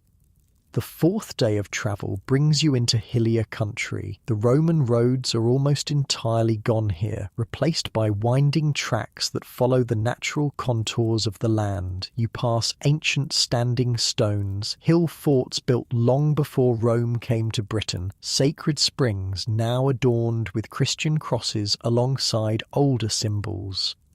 This is older Britain, the landscape less touched by Roman influence, more connected to ancient traditions. The settlements are smaller, built of stone rather than wood, their circular houses reflecting pre-Roman building styles that never fully disappeared in the western regions. By late afternoon, Drustan points to a hill rising above the surrounding landscape. Cadbury, he says with evident pride, Arthur's stronghold. The hill is impressive, steep-sided with a flattened top, clearly defensible. Even from a distance you can see activity on its summit, the movement of people, smoke from fires, the glint of weapons. The hill fort that crowns it is ancient, dating back centuries before the Romans, but now repurposed for a new age of conflict. As you approach, you pass through fields where men and women are working, planting crops, tending livestock. Any military force needs food, and Arthur clearly understands this fundamental requirement. Beyond the fields, a small settlement has grown at the hill's base. Craftspeople supporting the warriors above, families who have sought protection, traders taking advantage of the concentration of people. The path up the hill is steep, deliberately so for defensive purposes. Your group climbs in single file, legs burning from the exertion after 4 days of travel. Near the top, you encounter the first line of defences, a ditch and bank system, recently rebuilt and expanded, with a wooden palisade atop the bank. Guards stop your party, more disciplined than those you've encountered at other settlements. They wear similar clothing, not uniforms exactly, but a deliberate attempt at consistency. Each has a shield painted with the same design, a red dragon on a green field. Drustan identifies himself and your group. After a brief inspection, you're allowed to pass through the gate in the palisade. Inside, Cadbury Hill Fort is a hive of activity. What might have been an empty ceremonial centre in earlier times has been transformed into a military camp and administrative headquarters. Wooden buildings cluster along laid-out streets, an attempt to impose Roman order on the ancient British site. Men train in an open area, practicing shield wall formations under the direction of a scarred veteran who shouts commands in a mixture of British and Latin military terminology. Impressive, one of your group murmurs, and you have to agree. This is the most organised military operation you've seen in this world, a deliberate attempt to recapture Roman efficiency rather than the ad hoc defence typical of most British settlements. Drustan leads you to a large roundhouse near the centre of the fort. Unlike the rectangular Roman-style buildings that dominate the settlement, this structure follows the ancient British tradition, circular with a conical thatched roof and a single central post, supporting the roof beams. But it's larger than typical examples, clearly built to accommodate gatherings. "Wait here," Drustan instructs. "I'll inform Arthur of your arrival." While you wait, your group watches the activity around you. Warriors from different British kingdoms are identifiable by their distinctive clothing styles, weapons, and the way they wear their hair. Some have adapted Roman military equipment, mail shirts, helmets, rectangular shields. Others maintain traditional British gear, round shields, short spears, minimal armour. The mix reflects the hybrid nature of post-Roman British culture, neither fully Roman nor fully reverting to pre-Roman ways. A man approaches your group, Tall, with the bearing of someone accustomed to command, he wears a simple wool tunic and trousers, distinguished only by the quality of the weaving and a cloak pin of unusual craftsmanship. At his waist hangs a sword in a plain leather scabbard. "The men from Cumlan," he says, his voice carrying natural authority. "Welcome to Cadbury. I am Bedivere, Arthur's shield-bearer." The name sends a jolt through you. Bedivere, one of Arthur's knights in later legend, here a flesh-and-blood man with none of the romantic trappings of medieval tales. His hands are calloused, his face weathered by sun and wind, his eyes constantly scanning for potential threats. This is a warrior, not a chivalric knight. "Arthur will see you tomorrow," Bedivere continues. "Tonight you'll rest from your journey. Food and quarters have been arranged." He gestures to a younger man nearby. "Geraint will show you where to store your weapons and where you'll sleep. The practical concerns of military life. No grand ceremonies, no elaborate welcomes, just the efficient processing of new recruits. This Arthur runs a disciplined operation." Geraint, a teenager with a serious expression, leads your group to a long, rectangular building clearly inspired by Roman barracks. Inside, sleeping platforms line the walls with a central aisle and fire pits spaced along its length for warmth. All meals are at dawn and dusk, Geraint explains. "Training begins tomorrow after morning meal. Weapons are stored in the armory, except during training or when on duty." He recites these instructions as if he's given them many times before. Latrines are beyond the east wall. Anyone fouling the ground elsewhere answers to Kai. "Who's Kai?" one of your group asks. "Arthur's second," Geraint replies with a hint of awe. "You don't want to meet him for disciplinary reasons." Another name from legend, Kay, Arthur's foster brother in some versions of the story, here apparently a stern enforcer of military discipline. After storing your weapons in the designated armory, a well-guarded structure with a Roman-style tile roof, one of the few in the settlement, your group is led to a cooking area where a simple but filling meal is provided: barley porridge, bread, some salted meat, weak ale. Basic military rations, but more consistent than what many settlements can provide. As you eat, you observe the other warriors at Cadbury. There must be over 200 men here, from various parts of Western Britain. They cluster in groups based on their origins, speaking different dialects of British, occasionally using Latin terms for concepts that have no native equivalent. A man sits beside you, older than most, with iron grey hair and a prominent scar across his right cheek. "Camlan, eh?" he says, tearing a piece of bread. "Long journey." You nod, mouth full of porridge. "I'm from Venta Silurum," he continues. "Joined Arthur's first warband 2 summers ago after he defeated a Saxon force near the old lead mines." He studies you. You have the look of someone who's fought before. Some, you admit. Against raiders mostly. He nods appreciatively. "That's good. Arthur needs men with experience. Too many farm boys who've never held a spear before they arrive here." He extends a hand. Bors.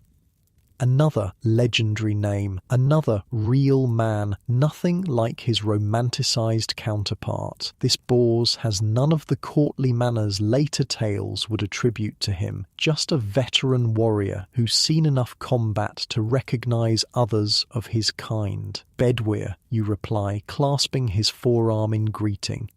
"Bedwyr," he repeats, nodding.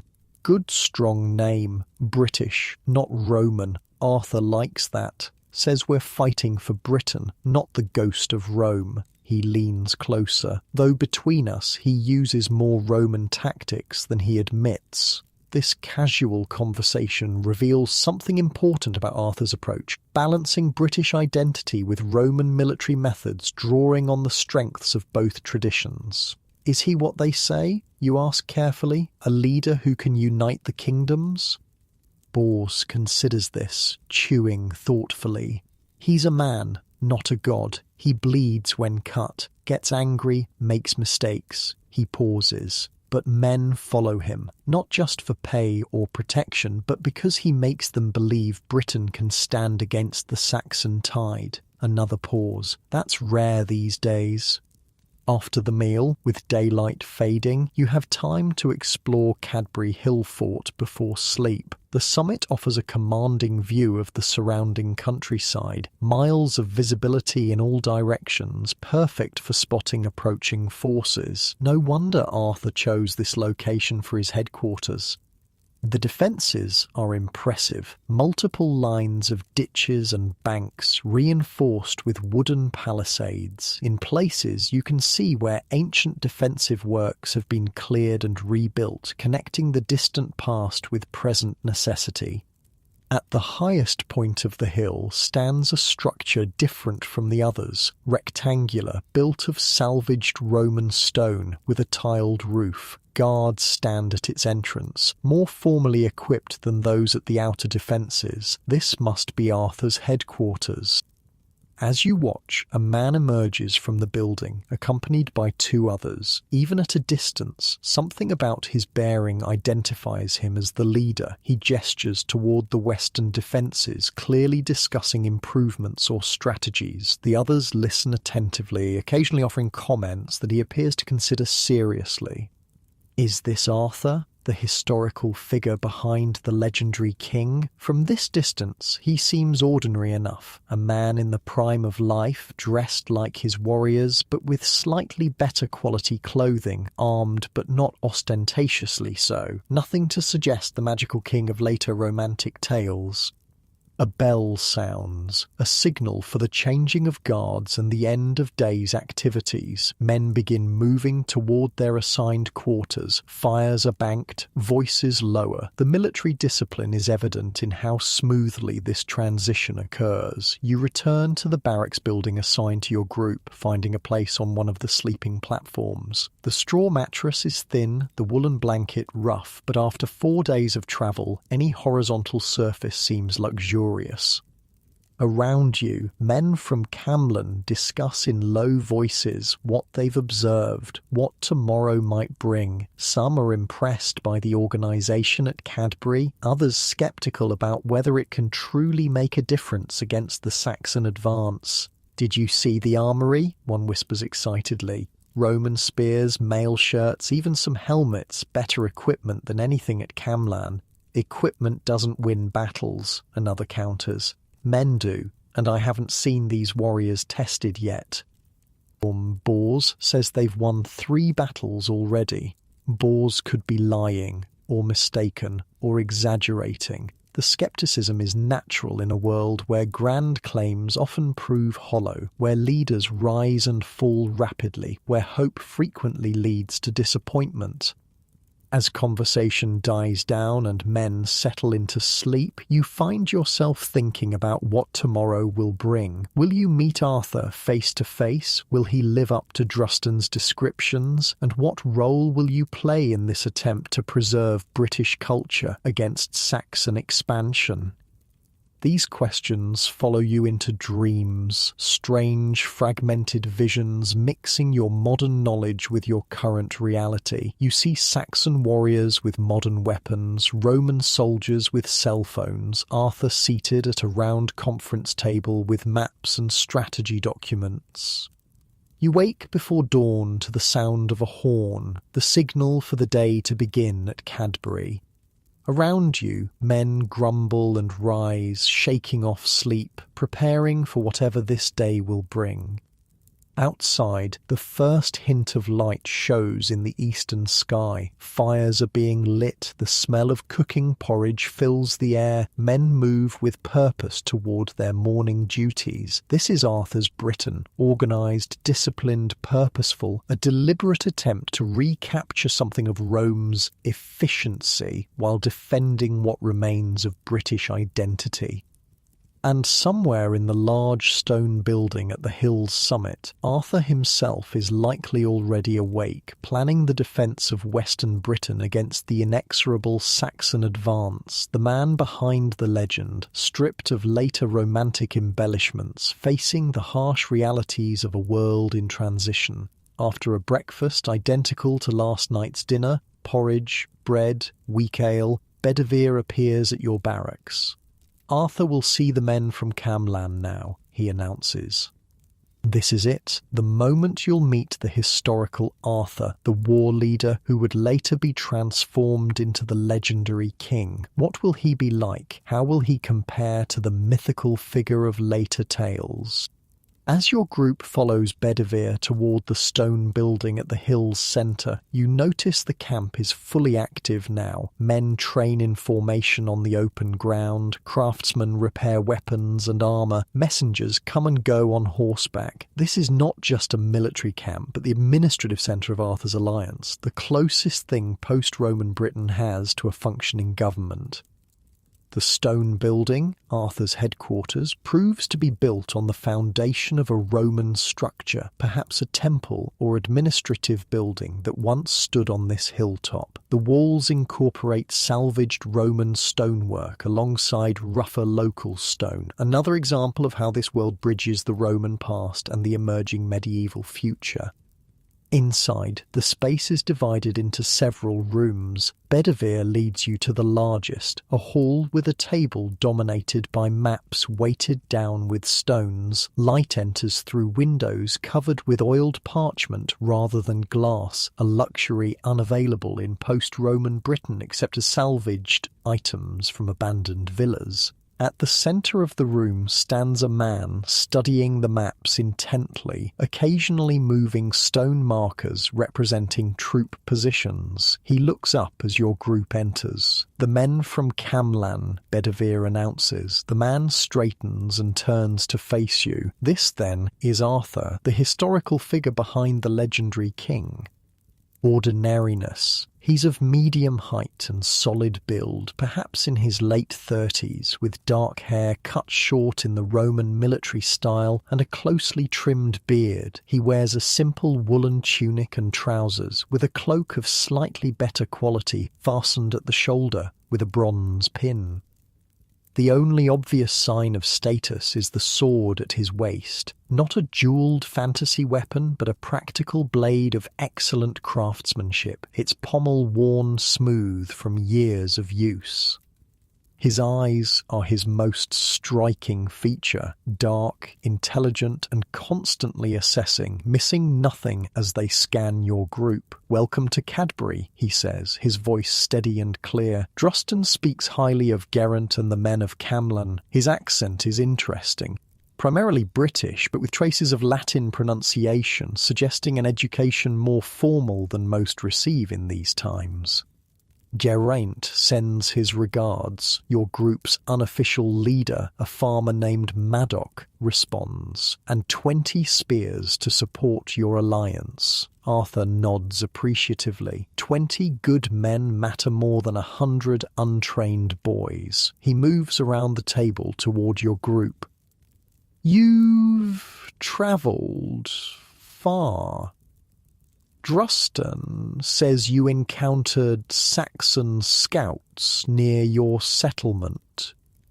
Maddock explains the confrontation at Camlan, the Saxon force that delivered terms rather than attacking, the deadline of the next full moon, the mention of Arthur's name. Arthur listens carefully, occasionally asking clarifying questions. There's nothing magical or mystical about him, nothing to suggest the romantic figure of later legends. He's simply a capable military leader, gathering information, assessing threats, making plans.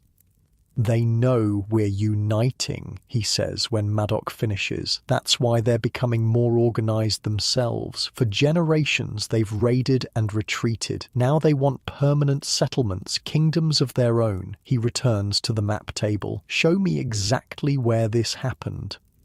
Maddock points to the location of Camlan on the map. Arthur places a small stone marker there, adding it to a pattern of similar markers across the map of Western Britain. The picture that emerges is concerning, a line of Saxon pressure pushing steadily westward, with particular concentration along old Roman roads and river valleys. They're coordinating their efforts, Arthur explains. No longer individual bands raiding independently, but groups working together under regional leaders. He points to several locations. We've had similar reports from settlements here, here, and here. Always the same pattern. Demands for submission, threats of return in force. Testing our defences, a voice says from the doorway. Learning our strengths, our weaknesses. The man who enters is older than Arthur by perhaps a decade, with greying hair and the weathered face of someone who has spent a lifetime in military campaigns. He moves with a slight limp, but carries himself with unmistakable authority. Kai, Arthur acknowledges, the men from Camlan. Kai, the historical basis for Kay in later legends, studies your group with the critical eye of a veteran assessing new recruits. His gaze lingers briefly on you, then moves on. 20? He asks. 20, Arthur confirms. Kai makes a non-committal sound. Better than nothing. Put them with boars for training. They'll need to learn our signals, our formations. The casual discussion of your group as military resources might be offensive in another context, but here it's simply practical. This is Arthur's Britain, a world where survival depends on effective defence, where every settlement contributes what it can to the collective effort. You'll begin training tomorrow, Arthur tells your group. Today, rest and familiarise yourselves with Cadbury. Bedivere will show you the camp. He turns back to the map, already refocused on the larger strategic picture. It's a brief meeting, no elaborate court ceremony, no knights kneeling before their king, just the efficient introduction of new resources into a military operation. The historical Arthur is a practical leader concerned with immediate threats, not the romantic figure of later medieval tales. As Bedivere leads you out, you glance back to see Arthur and Kai deep in discussion over the map, moving markers, considering options. The fate of Western Britain rests on their military judgment, their ability to unite traditionally fractious kingdoms against the Saxon advance. Outside, the late morning sun has burned away the mist that covered the lowlands surrounding Cadbury Hill. From this elevation, you can see for miles a patchwork of fields, forests, and small settlements stretching to the horizon, the land that Arthur is fighting to defend. Bedivere conducts a thorough tour of the hill fort, showing your group the training areas, the armory, the workshops where weapons and equipment are repaired, the stables for the few precious horses, the storage buildings for food and supplies. Everything is organized with military efficiency, a deliberate attempt to recapture Roman order in a post-Roman world. Most men train with their own weapons, Bedivere explains, but we provide shields of standard size for shield wall formations. Arthur believes in Roman tactics, fighting as units rather than individuals. This emphasis on discipline and coordination is what sets Arthur's forces apart from both other British warbands and Saxon raiders. He's preserving and adapting Roman military knowledge that might otherwise be lost as generations pass. The tour ends near midday at the training ground where Bors, the veteran you met yesterday, is instructing a group of men in shield wall techniques. He notices your arrival and calls for a break, approaching with a slight nod of recognition. The men from Camlan, Bedivere tells him. Kai says they're to train with your unit. Bors studies your group with a professional eye. Good. We need more experienced men. He addresses you directly. Rest today. Tomorrow at dawn, report here with your weapons. We'll see what you know and what you need to learn. As Bedivere leads you back toward your assigned barracks, You notice a structure set slightly apart from the others, a small building of stone and timber with smoke rising from a hole in its roof. A man sits outside, grinding something in a mortar. "The healer's quarters," Bedivere explains, following your gaze. "Taliesin, he tends to wounds, prepares medicines." He lowers his voice slightly. "Some say he has other gifts as well. Taliesin, the name Myrddin mentioned, the man you were supposed to seek out. In later Welsh legend, a poet with supernatural powers, but here apparently a healer with a reputation for unusual abilities. Is he a Christian?" someone in your group asks. Bedivere shrugs. "He honours Christ, but knows the old ways too. Arthur cares more for results than how they're achieved." This pragmatic approach to religion reflects the reality of post-Roman Britain, officially Christian but with older beliefs persisting, especially in matters of healing and protection. Most people hedge their bets, honouring both the Christ god and older deities just to be safe. You make a mental note to find a way to speak with Taliesin privately. Myrddin clearly believed he would have insight into your strange dreams, your sense of displacement in this world. The remainder of the day passes in relative leisure, a welcome change after 4 days of travel. Some men from your group nap in the barracks, others explore Cadbury further, a few help with camp tasks to make a good impression. You use the time to observe the operation more carefully, trying to understand the historical reality behind the Arthurian legends. What emerges is a picture very different from the romantic medieval tales. This Arthur is a military leader attempting to unite the fragmented British kingdoms against Saxon expansion. His knights are battle-hardened warriors who fight with spears and shields, not lances and heraldry. His round table is a map table where strategy is discussed among equals. His Camelot is a hill fort combining ancient British defences with Roman organisational principles. And yet, you can see how these practical realities might evolve into later legends. Arthur's emphasis on all leaders having equal voice in councils could become the Round Table's symbolic equality. His core of trusted warriors, Bedivere, Kai, Bors and others, could transform into the Knights of the Round Table. His military headquarters atop Cadbury Hill could grow in the telling into the magnificent Camelot. As evening approaches, cooking fires are lit throughout the camp. The meal is similar to breakfast and last night's dinner, simple but filling, designed to fuel warriors rather than please palates. But there's a different atmosphere tonight, less rushed, more communal.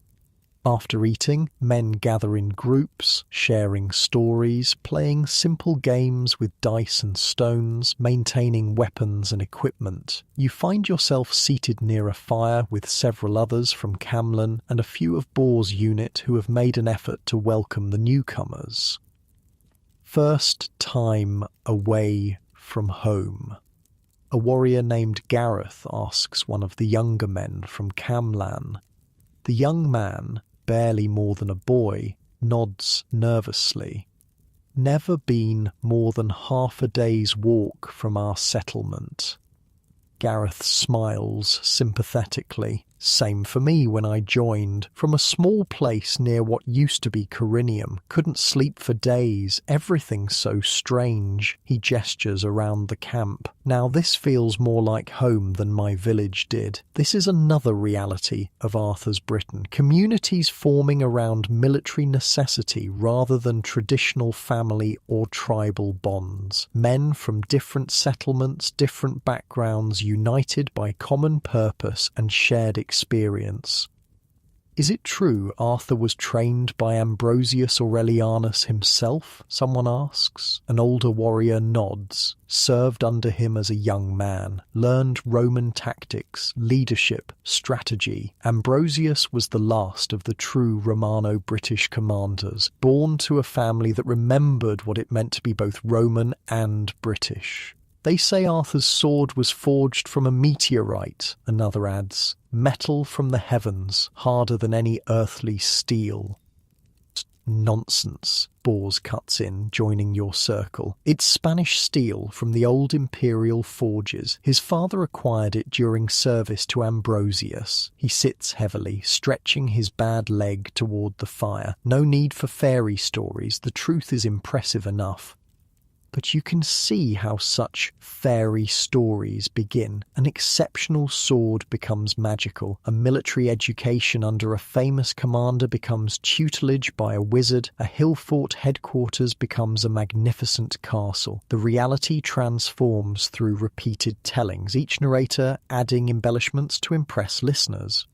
As darkness deepens, a different kind of gathering forms near the central area of the camp. A man sits with a small harp, not the large floor harp of later medieval courts, but a simple handheld instrument. Around him, warriors gather, conversations quieting in anticipation.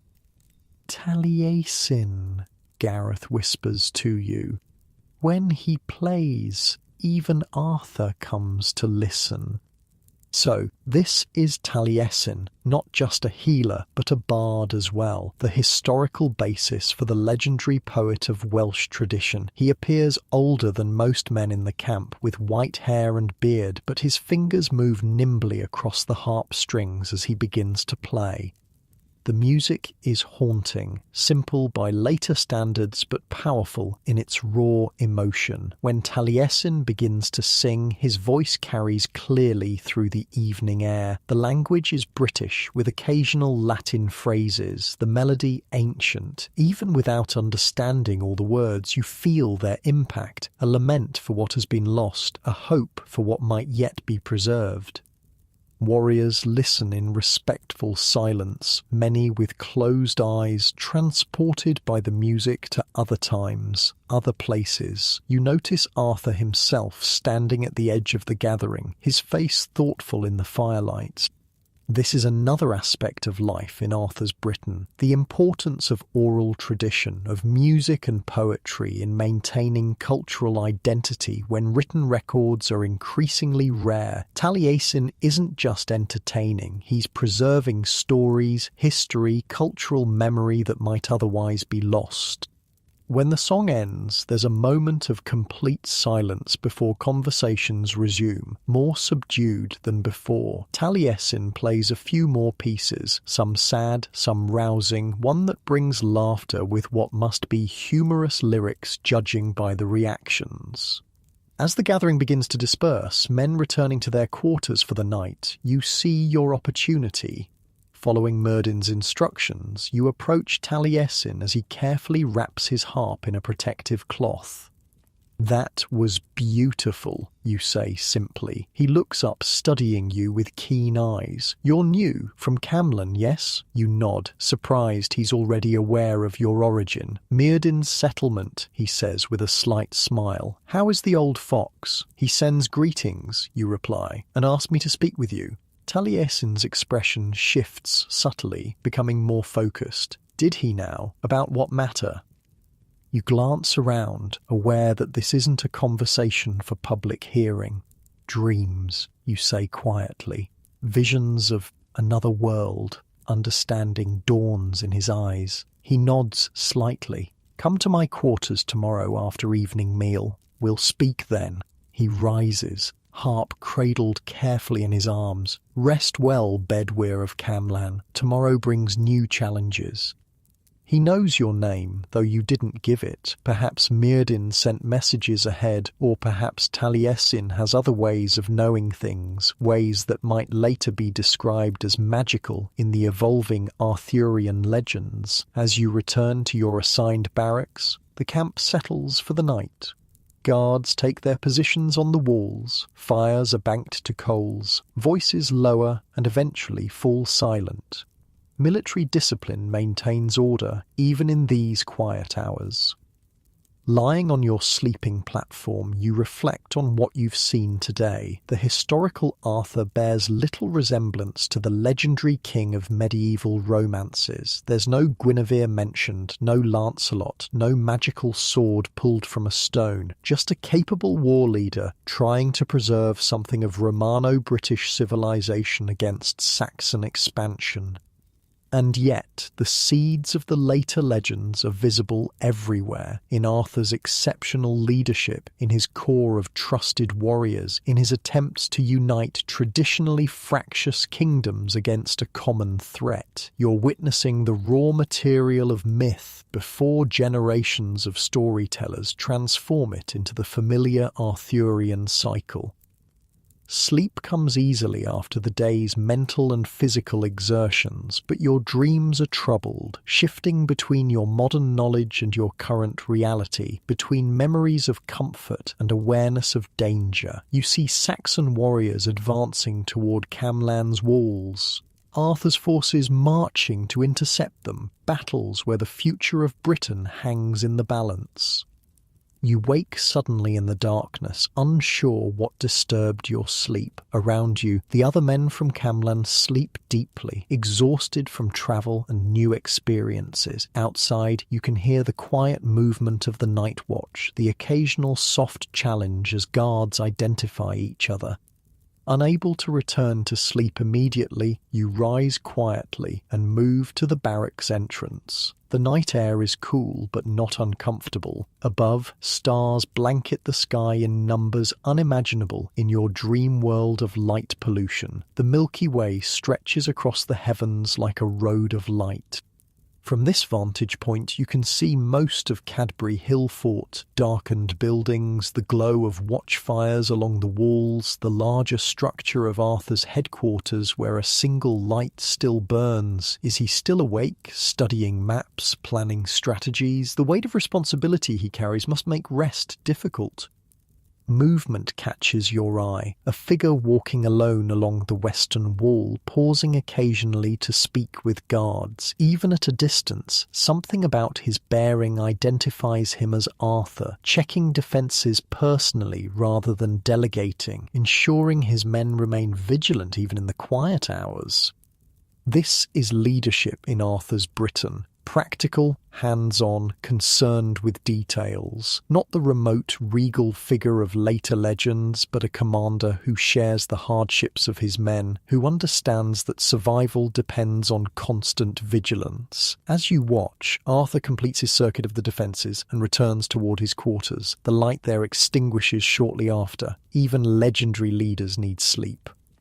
You return to your sleeping platform, more settled now. Tomorrow will bring new experiences, training with Bors's unit, learning Arthur's military systems, and the promised conversation with Taliesin about your strange dreams. This is your life now, a warrior in Arthur's forces, part of the historical reality that will someday be transformed into enduring legend. The once and future king, not as later centuries would imagine him, but as he might truly have been, a man fighting against the tide of history, trying to preserve what remains of civilization in a world where the old order has collapsed and a new one has yet to fully emerge. As sleep reclaims you, you wonder how this story ends. Not the romantic tale of later medieval literature, but the historical reality you're experiencing. Will Arthur succeed in uniting the British kingdoms? Will he push back the Saxon advance? Or is he fighting a losing battle against forces too powerful to resist? History suggests the latter, that Saxon expansion would continue despite British resistance, that the Romano-British culture would gradually be displaced, surviving primarily in the western regions that would become Wales and Cornwall. But perhaps this Arthur, the historical figure behind the legend, will achieve more than recorded history suggests. Or perhaps his greatest victory will be not military success, but inspiring a legend that endures for centuries after his time, a symbol of hope, of resistance against overwhelming odds, of holding on to civilization when darkness threatens to engulf it. These thoughts follow you into dreams once more, dreams of round tables and shining knights mingled with the harsher realities of shield walls and survival in post-Roman Britain, the legend forming even as you live the history that inspires it. Morning comes with the sound of horns echoing across Cadbury Hill Fort. The military day begins before dawn, a practice dating back to Roman times, maximizing daylight hours for training and preparation. You rise with the others, moving through the now familiar routine of a quick breakfast, before reporting to the training ground where Bors waits, already assessing the newcomers with a critical eye. 20 men from Camlan, he announces to his existing unit, some with experience against raiders. They'll join us for shield wall training. He turns to your group. Show me what you know. Form a line, shields overlapping. Your group complies, arranging yourselves as Gerant taught back at Camlan. The shields, simple wooden rounds with iron bosses, lock together in a defensive wall. It's a basic formation, one that British warriors have used since before Roman times. Bors walks along the line, making small corrections, adjusting a stance here, the angle of a shield there. His attention to detail reveals the difference between survival-level training at settlements like Camlan and the more disciplined approach at Arthur's headquarters. Not bad, he grudgingly admits. But not good enough against organised Saxon forces. He calls to his existing unit. Show them how it's done.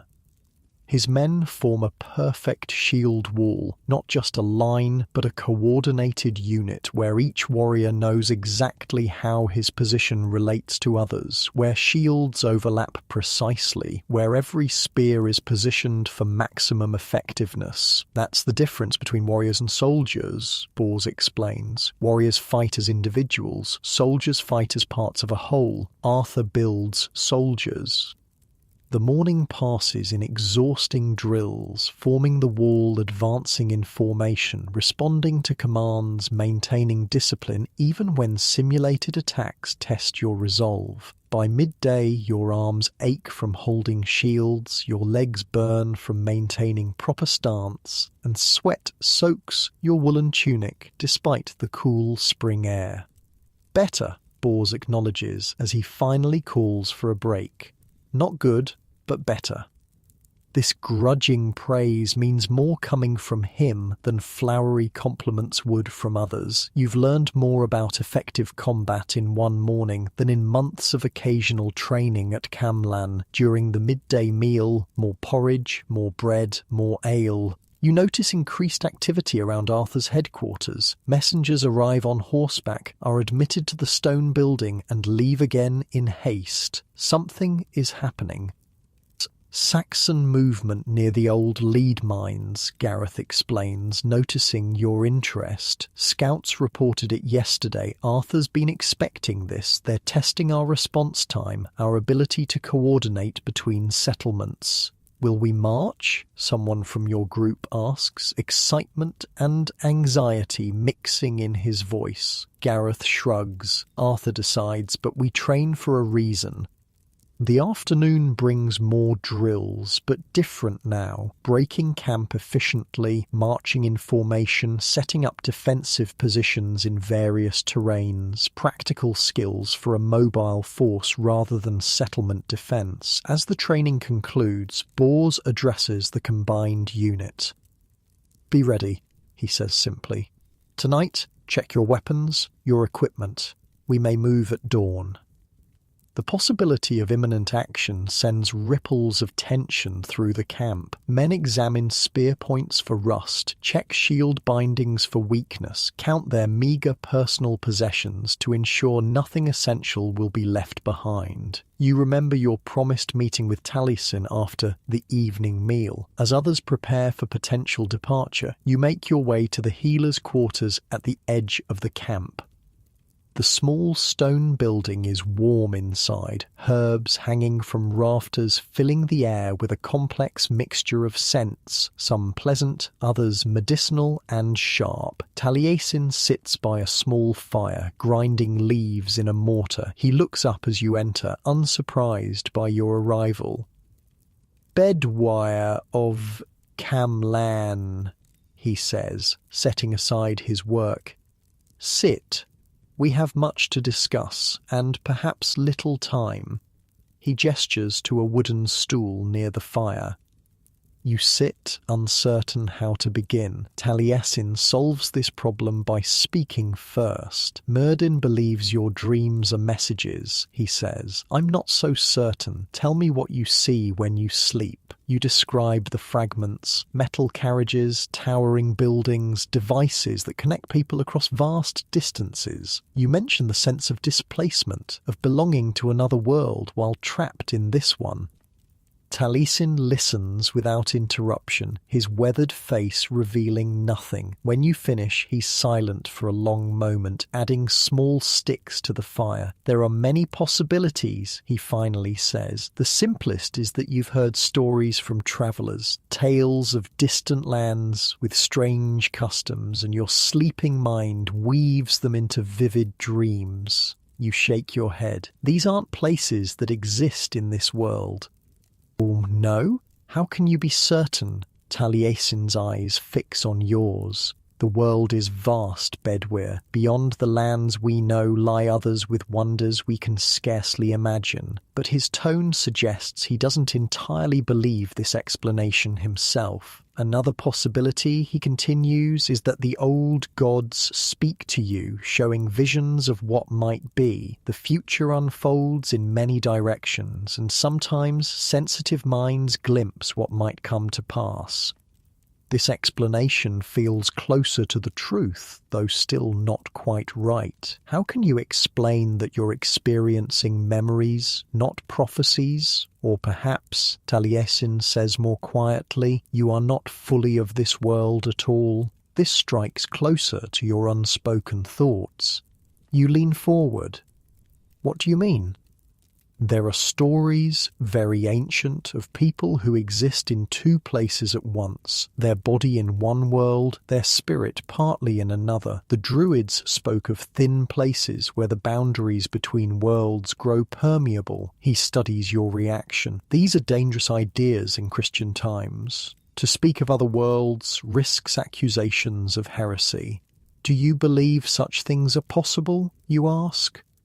Taliesin smiles slightly. "I believe there is much we don't understand, Bedwyr. The Christians have their mysteries, bread becoming flesh, water becoming wine. Why should the older traditions not have mysteries of their own?" He rises, moving to a small chest in the corner. From it, he removes a bundle wrapped in faded cloth, placing it on the table between you. "Myrddin sent this with a messenger who arrived yesterday. He said you should have it." You unwrap the bundle carefully. Inside lies a small object that seems impossibly out of place, a metal disc with strange markings, clearly neither Roman nor British in origin. You recognize it immediately as a modern watch, though its face is cracked and it no longer functions. "This was found on your person when you were discovered unconscious near the old stone circle 2 winters ago," Taliesin explains. "Myrddin kept it, believing it significant. The watch represents a tangible connection to your other life, confirmation that your experiences aren't merely dreams or delusions. But how did it come here with you? And why can't you remember the transition between worlds? What does it mean, you ask, though you suspect Taliesin has no more answers than you do. That is for you to discover, he replies. But know this, Myrddin believes you are here for a purpose, that your knowledge of another world gives you insight we lack. Before you can respond, a horn sounds outside, 3 long blasts that cut through the evening quiet. Taliesin's expression grows serious. "The muster call," he says, rising quickly. "Arthur has decided to march. We'll have to continue this conversation another time, if the fates allow." You pocket the watch and hurry back to your barracks, where the men of Camlan are already gathering their meagre possessions, checking weapons, preparing for movement. "Saxon band near the old lead mines," someone explains breathlessly. "Larger than expected. Arthur's gathering the full force to intercept them before they reach the settled lands. This is it, your first experience of Arthur's military operation in action, the historical reality behind legends of grand campaigns and glorious battles. Not a quest for magical items or the rescue of fair maidens, but the practical defence of farmlands and settlements against an expanding threat." The camp transforms with impressive efficiency, men forming into units, supplies being distributed, horses saddled for scouts and messengers. The military discipline that Arthur has instilled proves its worth as hundreds of warriors prepare to move without chaos or confusion. Bors finds your group amid the activity. "We march in half an hour," he announces. "Light loads, full water skins, 3 days' rations." He studies your faces in the fading light. "Stay together, follow commands, remember your training." Simple instructions for men facing their first major military action under Arthur's leadership. Not a stirring speech about glory and honour, but practical advice focused on survival and effectiveness. As darkness falls, torches are lit throughout the camp. Arthur himself appears, moving among the gathered forces, speaking briefly with unit leaders, checking preparations. He stops near your group, conferring quietly with Bors. "The men from Camlan," Bors says, nodding toward you. "Quick learners, they'll hold their place in the wall." Arthur studies your group, his gaze passing over each face, assessing, memorizing. "Good, we'll need every shield." He addresses you directly now. "This isn't a raid or a skirmish. The Saxon force numbers over 100 warriors, well-armed, with experienced leadership. They mean to establish a permanent presence in the mining region, controlling access to lead and tin."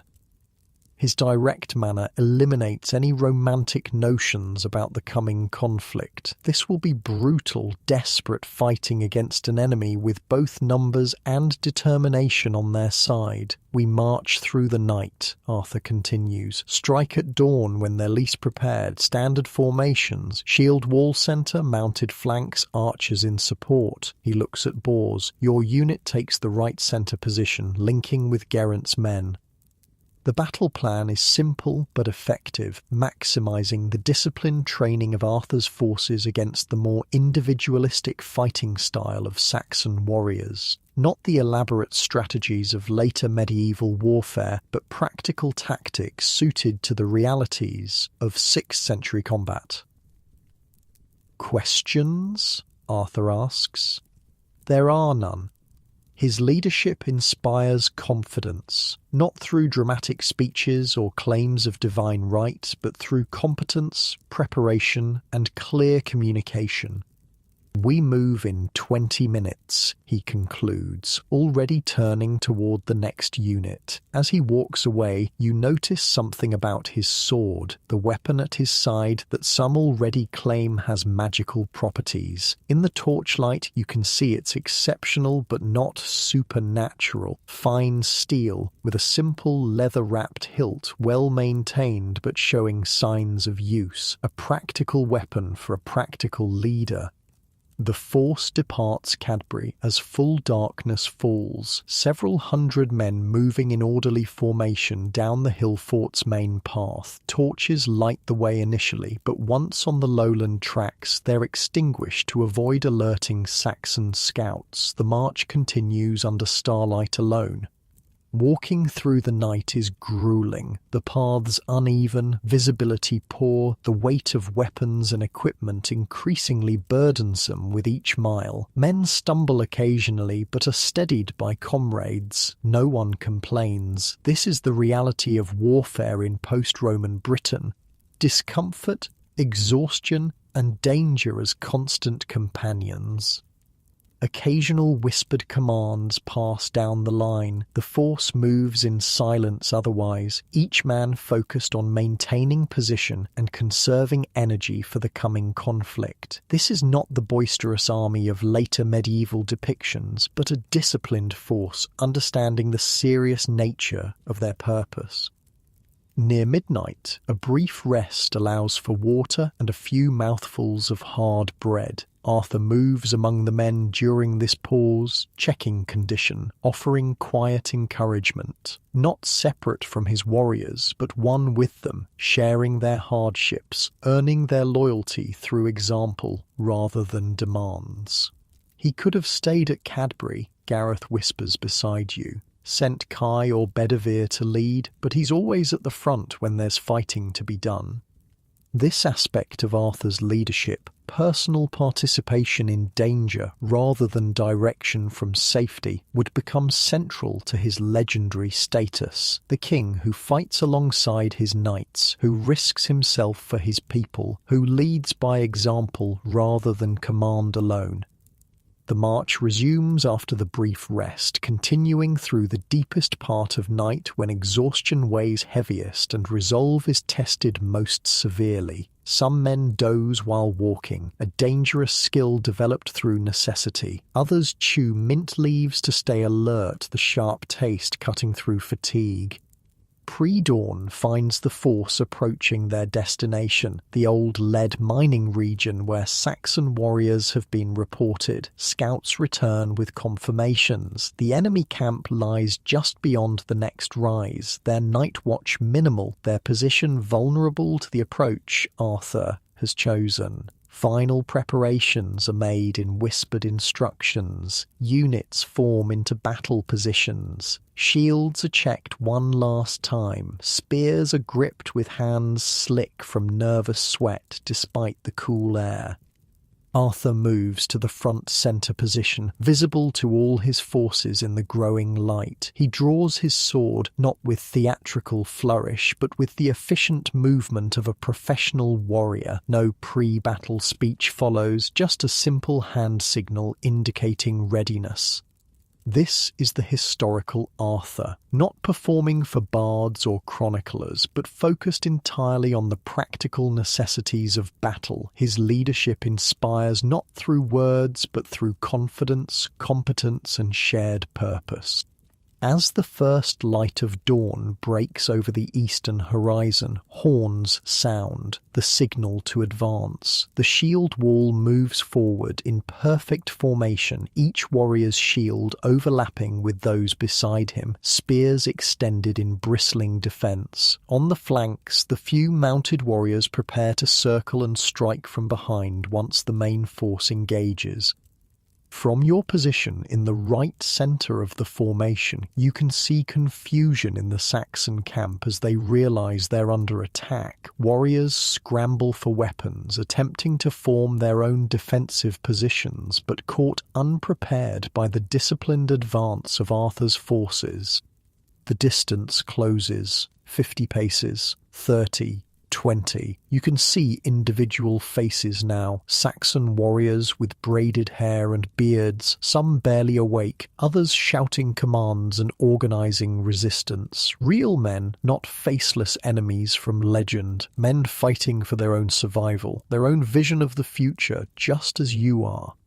At 10 paces, Arthur's sword sweeps down, the signal to charge. The shield wall transforms from steady advance to controlled run, maintaining formation even as speed increases. This is what separates Arthur's forces from typical British warbands, the discipline to maintain order even in the chaos of combat. The lines collide with a sound like thunder, wood striking wood, metal against metal, men shouting in British and Saxon languages. The abstract concept of battle becomes immediate, visceral reality. Combat in the 6th century is nothing like later medieval depictions of individual knights performing heroic deeds. It's a grinding collective effort, the shield wall pushing forward inch by inch, men striking with spears through gaps, supporting each other, maintaining the integrity of the formation against individual Saxon warriors trying to break through.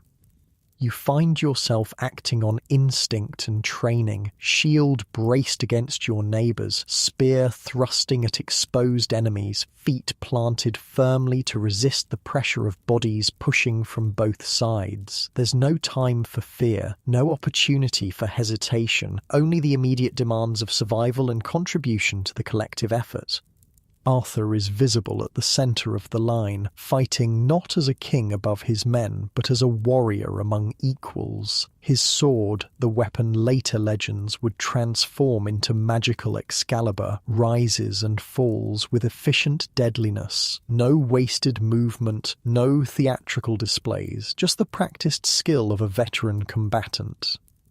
The battle seems to last both moments and eternity, time distorted by the intensity of experience. Gradually, the superior discipline of Arthur's forces begins to tell. The Saxon line bends, breaks in places, reforms with diminishing numbers. Warriors fall on both sides, but Arthur's shield wall maintains integrity while the Saxon defence grows increasingly fragmented. When the Saxon leader falls, a towering man with a golden arm ring who faces Arthur directly in the centre of the line, the remaining resistance collapses. Some Saxon warriors flee toward the east, others throw down weapons in surrender. A few fight to the last, preferring death to defeat. As suddenly as it began, the battle ends. The field falls quiet except for the groans of wounded and the harsh breathing of exhausted survivors. Arthur's forces maintain formation until he gives the signal to stand down, discipline preserved even in victory. The aftermath is nothing like the glorious celebrations of later legends. Men search for injured comrades, bind wounds with strips of cloth, give water to the dying from both sides. The dead are laid in rows, British warriors to be buried with honour, Saxon dead to be interred separately, but still with basic dignity. This is Arthur's way, respect for all warriors, regardless of allegiance. You find yourself helping with the wounded, applying Merdin's medicines to cuts and gashes, offering water to parched throats. The reality of combat bears no resemblance to the romantic notions of later medieval tales. It's brutal, desperate, and leaves even the victors bloodied and exhausted. Arthur moves among the survivors, checking injuries, commending courage, ensuring proper care for all. When he reaches your group, he pauses, noting your efforts with the wounded. "You fought well," he says simply. Camlan chose its representatives wisely. This brief acknowledgement, not flowery praise but straightforward recognition, means more than elaborate commendations would. The historical Arthur understands that in the aftermath of battle, men need reassurance that their suffering served a purpose, that their efforts were valued. As the day progresses, order is restored to the battlefield. The wounded are prepared for transport back to Cadbury. Scouts monitor the retreating Saxons to ensure they continue eastward. The mining area is secured with a small garrison to prevent immediate reoccupation. By evening, campfires dot the field as Arthur's forces rest before the journey home. The mood is subdued, victory tempered by losses, exhaustion limiting celebration. Men speak quietly of comrades who fell, of moments when the battle could have turned either way, of what this success means for the larger conflict with Saxon expansion. Near the central fire, Taliesin plays his harp softly, offering comfort through music rather than words. The melodies are gentle, soothing to men who have experienced the harsh realities of combat. Arthur sits nearby, his face thoughtful in the firelight as he considers both the day's victory and the continuing challenges ahead. You find a quiet spot at the edge of the camp, finally able to process your experiences. This is Arthur's Britain, not the romantic realm of later legends, but a harsh world of survival, where civilization hangs by a thread, where men fight and die to preserve what remains of a fading order against forces that would reshape the land completely. And yet, within this harsh reality, you can see the seeds of the enduring legend. Arthur's exceptional leadership, his core of loyal warriors, his attempt to maintain Roman discipline and organization in a post-Roman world, all would be transformed by centuries of retelling into the familiar Arthurian cycle. The historical Arthur, if this is indeed the figure behind the myths, is more impressive in his practical reality than in romantic embellishment. Not a magical king with supernatural allies, but a war leader fighting against overwhelming odds, trying to preserve something of civilization when collapse seems inevitable. As night deepens and exhaustion finally overcomes reflection, you lie back looking up at stars that shine with unprecedented clarity in this world without light pollution. The same stars that shine on your other life, your modern existence that now seems increasingly distant, dreamlike. This is your reality now, a warrior in Arthur's forces, part of the historical events that will someday be transformed into Britain's greatest legend, not wielding Excalibur or seeking the Holy Grail, but maintaining a shield wall against Saxon advance, preserving what can be saved of a fading civilization. It's a purpose that brings its own kind of peace, the knowledge that whatever happens, you're part of something that will echo through centuries, that will inspire generations long after the historical details are forgotten. The once and future king and those who fought beside him, entering the realm of legend even as they live out their ordinary, extraordinary lives. Sleep comes easily, despite the hard ground and cooling air. Your dreams are quieter now, less troubled by the clash between worlds. Perhaps you're finding your place in this reality, accepting its harsh truths while contributing to its fragile hopes.